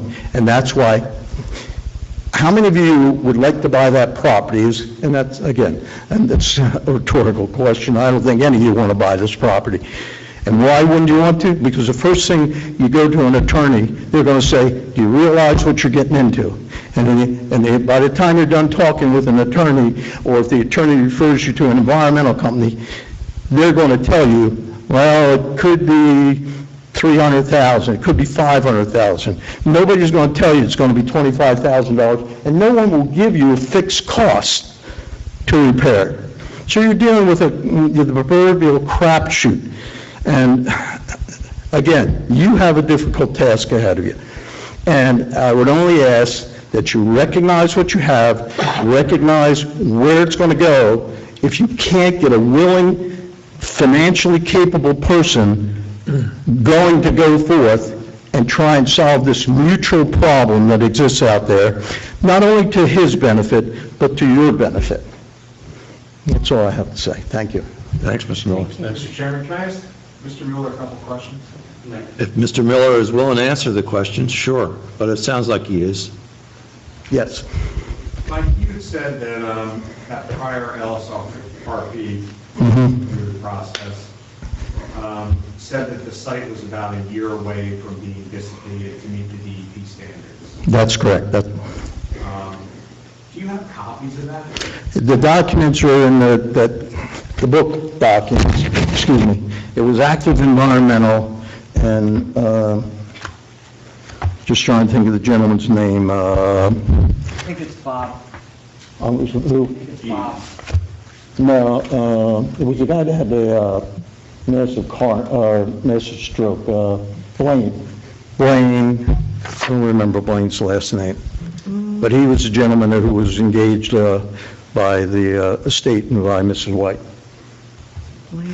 And when you say, sort of characterize that as the site is about a year away from that contamination being dissipated,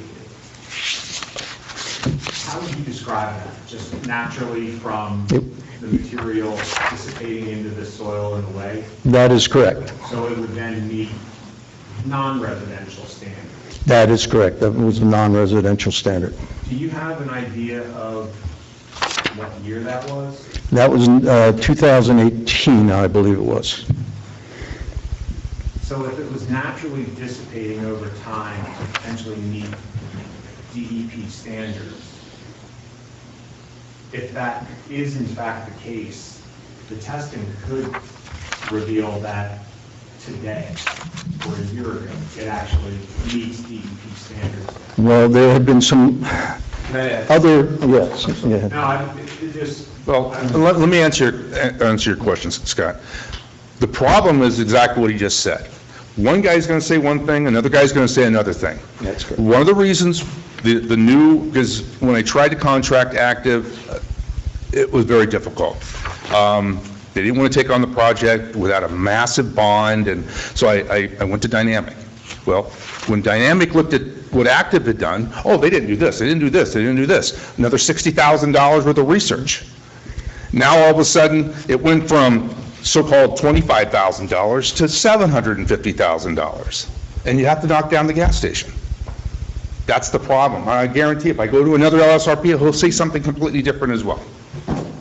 The issue in my mind, okay, as someone that has done this for a lot of years, is that there's a phrase out there about opinions, okay? And that is very, very apt, because every time you go to a different one, you'll get a different opinion, and you get a different dollar amount. The last one that had been retained by Mrs. White wanted to put in more monitoring wells. Why? Because that's their business. They make money doing this stuff. And if they can come in and clear it up and check it off real very quickly, they make, I'll give them $50,000. But if I can figure out a way to go on and on and on, I can make $500,000. Or somebody's going to pick up that responsibility. It's very hard to ever get an LSRP to say, I can bring this to conclusion. They won't, because they don't know. And that's what they're operating with. You're buying into uncertainty. And that's what he's bought into, or is looking to buy into. And personally, as much as I'd like to sell this property, I told Catherine White that before she dies, I want to have this property resolved for her. And she's 85 years of age and hanging in there.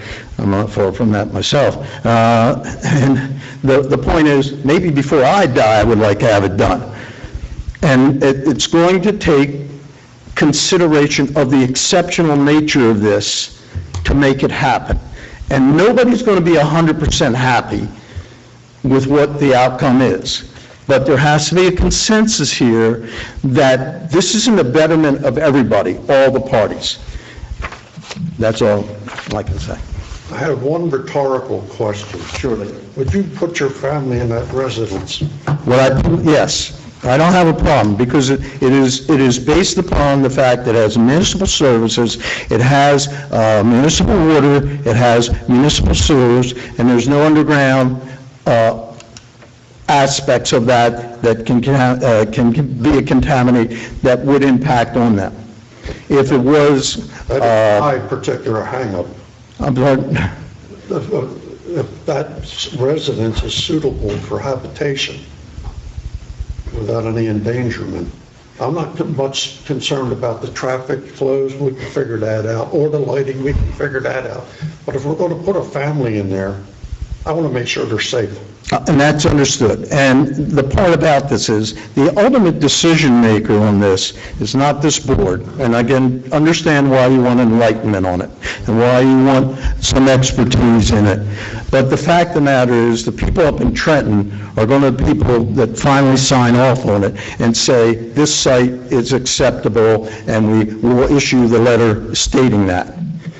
And the people up there, again, they have the degrees, they have the background, they have the expertise to do this. The problem is getting it to them and meeting the standards of what is required.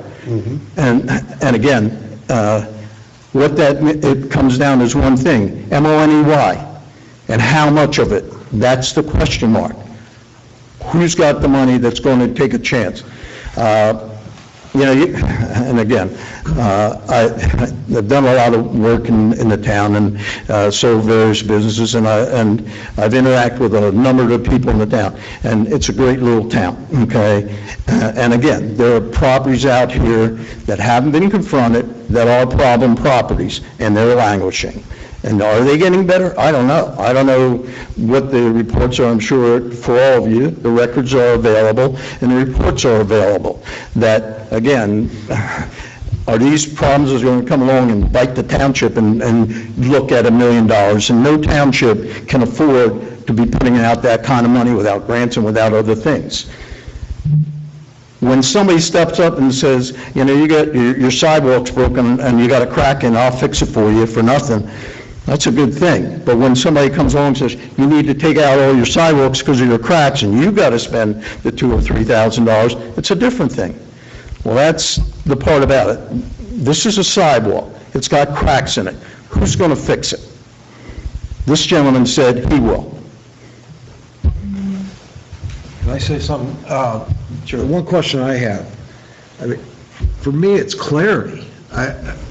We got to the first topic here and general comments, and we would have got stuck here for forever. They know what we're looking for. This should all be worked out, and the next time they come in, we should be able to go down this list, and it should just, all these things should be answered and taken care of. But we keep coming back here, and it feels like you're in a truck stuck in mud. I can only tell you this, that in the cycle of this going through, we've had 3 meetings with the professionals. I don't understand why it's not all been resolved, why all these things are coming up after an hour and a half or an hour's worth of discussion, where I thought there was an exchange of what the requirements should be and how things should be done, so that when we got here, that it would have been a simple report and you would have been able to digest it and say, this is my thought, this is my decision. Right. And I don't understand. $20,000 for the township professionals done. in the last 3 months. I don't know where it's going. And you're probably going to have to replenish that for the next meeting. Yeah, probably. The point, I guess, is that sitting in as a spectator at these meetings, my thought was we were going to have a resolution come out of there with a consensus that this is what you need to make a decision. We did that about 3 times already. Yeah.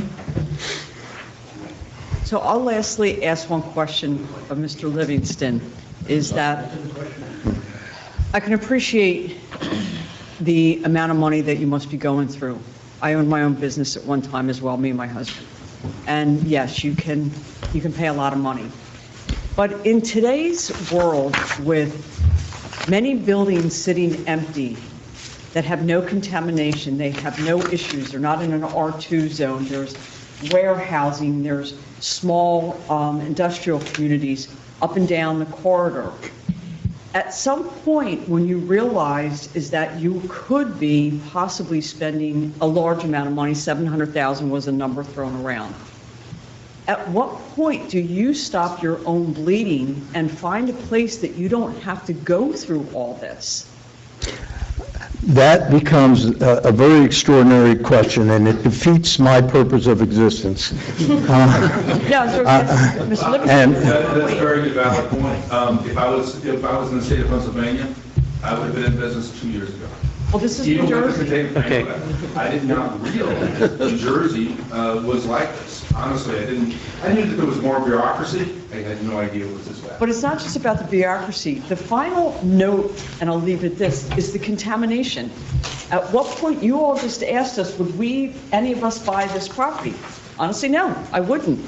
Knowing that there was that contamination from 25,000 to 700,000, at what point do you go, let's stop it here and move on? There are thousands of properties all along this corridor. I could answer that question with about an hour and a half lecture, okay? There are reasons, and there's pros and cons, and we've tried to evaluate them all along. At this point... Let me answer a question. The upside, it's got nice large warehouse, 2-car garage, both a large house. If it was just a warehouse, I would walk away from this 2 years ago. It has a lot of upside. It's got a lot of structure to where there's money opportunities to be made. When I get out of the business, I can rent the building. There's upsides to the property. I've bought a lot of properties in my life, and this particular property, I like it. I like the location. I had a 5-minute commute, number one. But the fact that it's got the structures that I needed in order to do what I needed to do. And then I had the house, which was really nice. And of course, the service station. I seen the upside, and it was well worth the investment of time, and it was well worth the potential remediation cost. Well, I thank you for your answer. All right, I'm going to close the public comment because we're still in that. Oh, there is one more. One more public? Yeah, in the back. Where? Way back. Oh. Well, not you again, but come on forward. I've forgotten your name, but I've seen you before. You swear the testimony you give tonight will be the truthful, truth, and the truth. Yep. Full name again? Alexander Bartow, 1402 Tasker. You're related to the Ripes? Yes. Kathleen, not Catherine, and Estelle, not Esther. A few things I want to touch on. I mean, one of the reasons that he's still in there, and Mike Miller's words, not mine, he signed a sweetheart deal. He put 25 grand down and has paid the taxes for 2 years. Do the math, it's like 2 grand a month. I mean, that's why he's there. And he's going to prolong this as long as he can because he's only paying 2 grand a month. All this extra money, the 700,000, what he's put out, I mean, I don't know if any of them papers prove anything that he's put out, but I doubt it. You know, the LSRPs, that's one of the big things that he keeps going back and forth and kind of giving you guys a runaround. The fact of the matter is, and I'm no professional, these are all professionals, I figured they would spend the time that I've already spent, but LSRPs put their house up, their cars up, everything on their reputation to be licensed by the state to say that after they delineate that property, it's going to cost this amount of money. It's not going to go up, it's not going to go down. This is what needs to be done with this property, this is how we clean it up. So what they've been telling you guys this whole time, it's not true. That's not the way the state of New Jersey does it. They have to sign off everything they own. That's their reputation stake. They're putting everything out on the line, and they say it costs this much money. I talked to Active Environmental, $250,000. That was a couple years ago. Did that change? I don't know. But those are figures that Active put out, and they put the most time in. You know, Dynamic went in there, put in a couple wells, maybe a month. Paul Saxon, he put a bunch of time in there. He did most of the original delineation. He said he would take at least 2 years to get to a remedial action plan, which is where they need to be. They're at a preliminary assessment. There's 5 stages there. They're nowhere near getting this place cleaned up. They're nowhere near getting you an answer. They're at least 2 years away from getting you an answer on what needs to be done at the site in order for their site plan to work.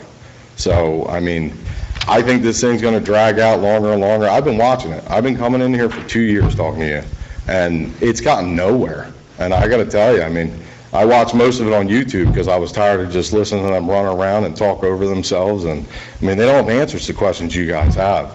I do. I mean, and that's just, you know, this is a part-time thing for me. You know, I work 50 hours a week and I'm doing this. You know, this is what he does. You know, I just don't think that prolonging this any longer is going to benefit anybody, especially, you know, my family who's trying to get rid of it. You know, I have talked to my family.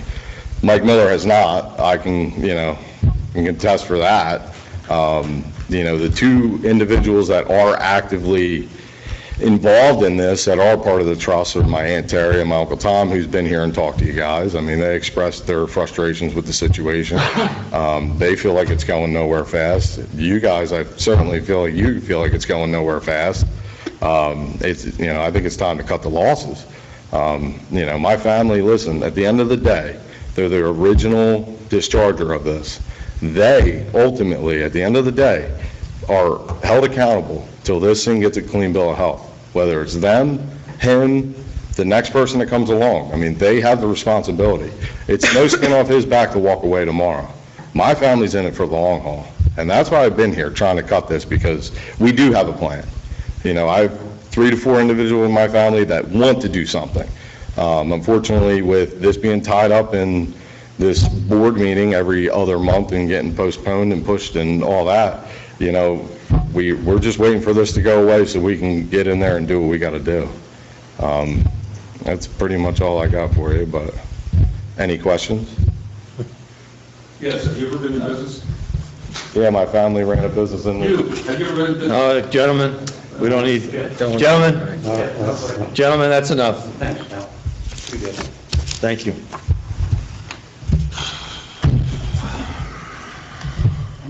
Mr. McKay, there is one individual online, I don't know. All right, if they would unmute, and that'll be the signal, and they want to talk, otherwise we'll close this public meeting.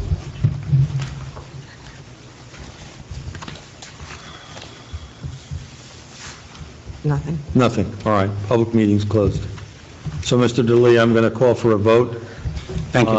Unless you have anything else to add. No, I submit at this point, and I thank you all. The one thing I think we all agree on is this has been very frustrating. So I submit. All right.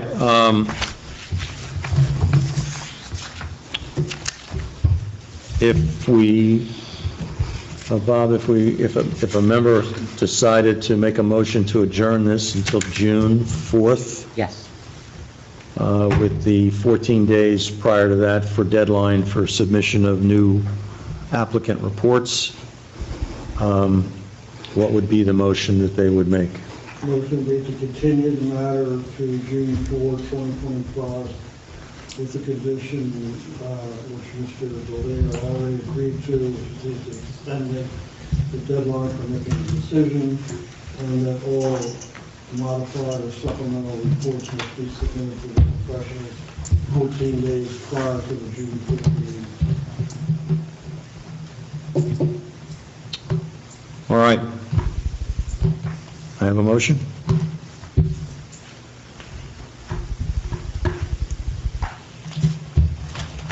So moved. Can I have a second? I'll second it. Thank you. Roll call?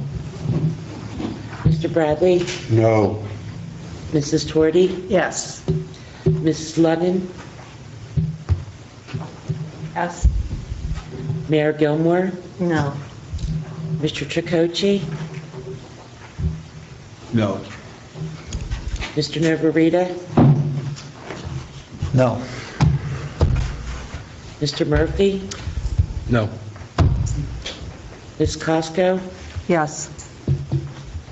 And Mr. McKay? Yes.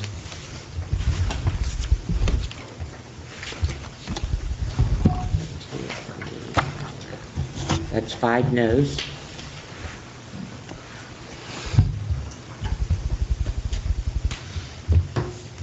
Five noes and 4 yeses. Yes? Yes. Okay, so that was, you've got to make a decision on approving or denying the site plan. It's not going to be continued. Right.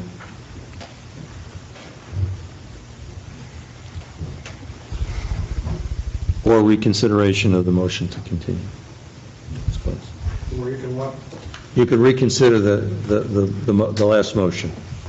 You can reconsider the motion, yeah. I would certainly move to reconsider it. I think that your frustration, as justifiable as it is not recognizing that there is still an opportunity here. And I think we all ought to take it. But I submit again.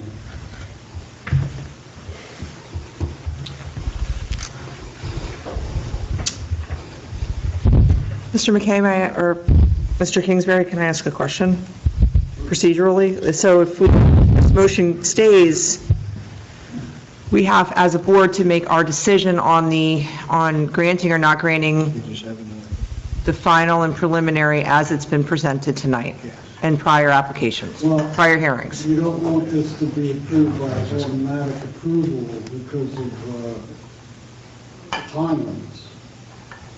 So you can't just have it out there in limbo. It's got to be set for another date, or you've got to make a decision on it. Can I ask a question? What if, so the next meeting is absolutely, they have to be ready for this and bring back details. What if they don't? What is the vote then? You can deny the site. How do we vote now? But then we do it all over again. We're back to square one, right? No, I don't know if he's back to square one or, That's a delay, we'll ask for another continuance. No, I think that if they come back in June, they either have it ready or they don't have it ready. Yeah, we either If they fish or don't have cut it bait. ready, no. If they don't have it ready, then the answer's no. Get them out. Yep. I'm tired. I agree with that. I think I said that earlier. It's a what? I think I said that earlier. We've got it, we're making, Well, we said it 3 times now. we're make, No offense. no, but I've offered that be a drop dead date. I don't mean to split hairs with you, but So it's been 2. Am I understanding it the right way, that we're being promised that we're not going to have a laundry list again like we have for the last 5 meetings? if you do, I expect you're going to deny it. Can most of this, or all of it, be settled with the professionals before we sit here again? Yes, that is my plan, and I do have a more specific plan, but like I say, there's some privileges I got to protect. I don't mean to be discouraged. It's not just frustration and time. Everyone's frustrated on both sides. That's what I said, everybody's frustrated. It's just, logistical, a lot of these things, this laundry list that goes back and forth, we're talking about turning radiuses, and then we're talking about the emergency exits, and it's too much, it's overwhelming. Logistically, this thing has got to be settled. Most of all these things should be settled before we sit here, so we can just vote on the whole big plans. You're not getting any argument from me, and I've said it all along. And you and I are in agreement, and I was hoping we all are. I still think we have an opportunity here, and, I have to submit to your decision. Well, at least by June, it's either going to happen or it doesn't. I got it. So what happens if there's a request to postpone it administrative? Like, what happens if the dynamics of their team change and they make a request to extend it beyond June 4th and it's another date? Approve it or deny it. I can only ask for it, as you just did. So if you we don't deny have it, to- if we deny it and you don't appear on June 4th, then the application is, You'll, You would have, you'd have to vote to deny it. Oh, I'm sorry. you have to make a motion to deny site plan approval on June 4th. if they're not ready, if you don't think they're ready. So at that point in time, we can deny it if they are not here on June 4th presenting their final presentation. Okay.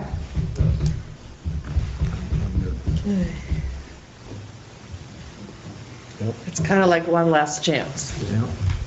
It's exactly one last chance. I'll make a motion to renew the last motion that was voted upon to grant an extension requested by Mr. Dalia with the same conditions to the June 4th date. Can I have a second? Second. Mr. Murphy. Okay. Oh, roll call? Mr. McKay, Yes. Mr. Murphy, Yes. Mrs. Torti, Yes. Mr. Bradley, Yes. Mrs. Levin, Yes. Mayor Gilmore, Yes. Mr. Tricocci, Yes. Mr. Novarita, Yes. and Ms. Cosco. Yes. All right, motion carries. Thank you. I am going to request a new list, because the old one is old. Yeah. And I'm going to notice and publish again, Okay. because I just think 2 months. I think we should do that. Yeah. I agree. Thank you. Good evening. Mr. Chairman, thank you. Have a good Thank you, evening. Mr. Dalia.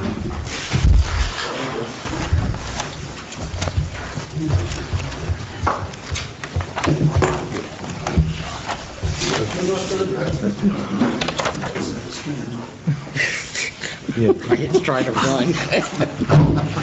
They know. Get my last note. We get a You're going, no, no way.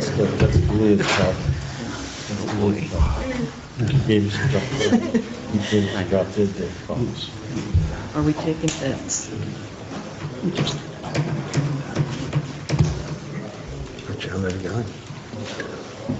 I don't see how they're going to have a recommendation, LSAP or whatever. They're not going to have that. I think that one's yours. No. Did you have one? Probably. I thought you did. I had one. I did. And I put one in there. I did. We got to do those little. That was where I was separating everything. Let's try to finish up, folks. We've got minutes of the February 5th, 2025 meeting. Can I have a Motion, we accept the minutes from 2025 as written? I second it. roll call?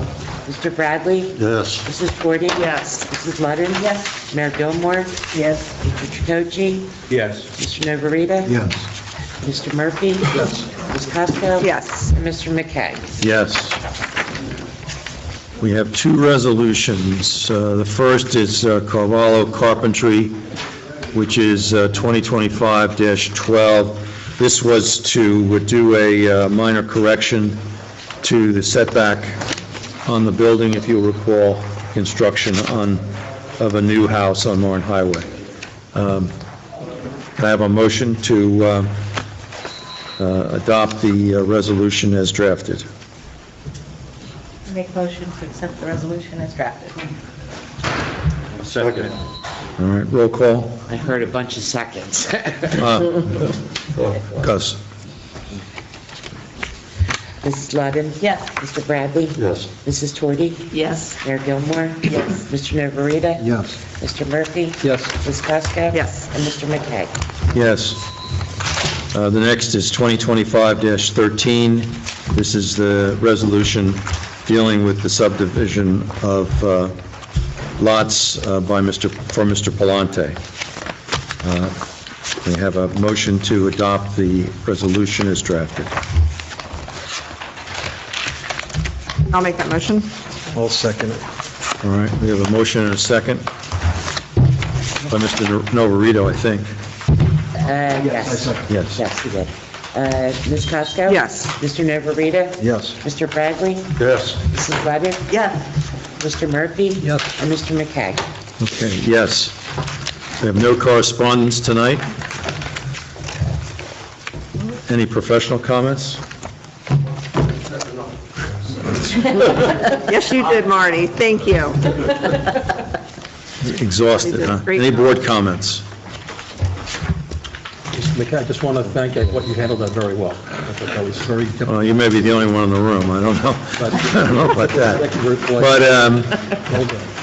But the only comment that I make is that tonight, although extremely frustrating, there were many thoughtful comments made by all concerned tonight. And so, looking toward the greater good, which is what we try to do, right? I think we've made some progress tonight. Any public comments? There is no public present, and is there any on the... I just would like to thank the board again for allowing me to help our residents.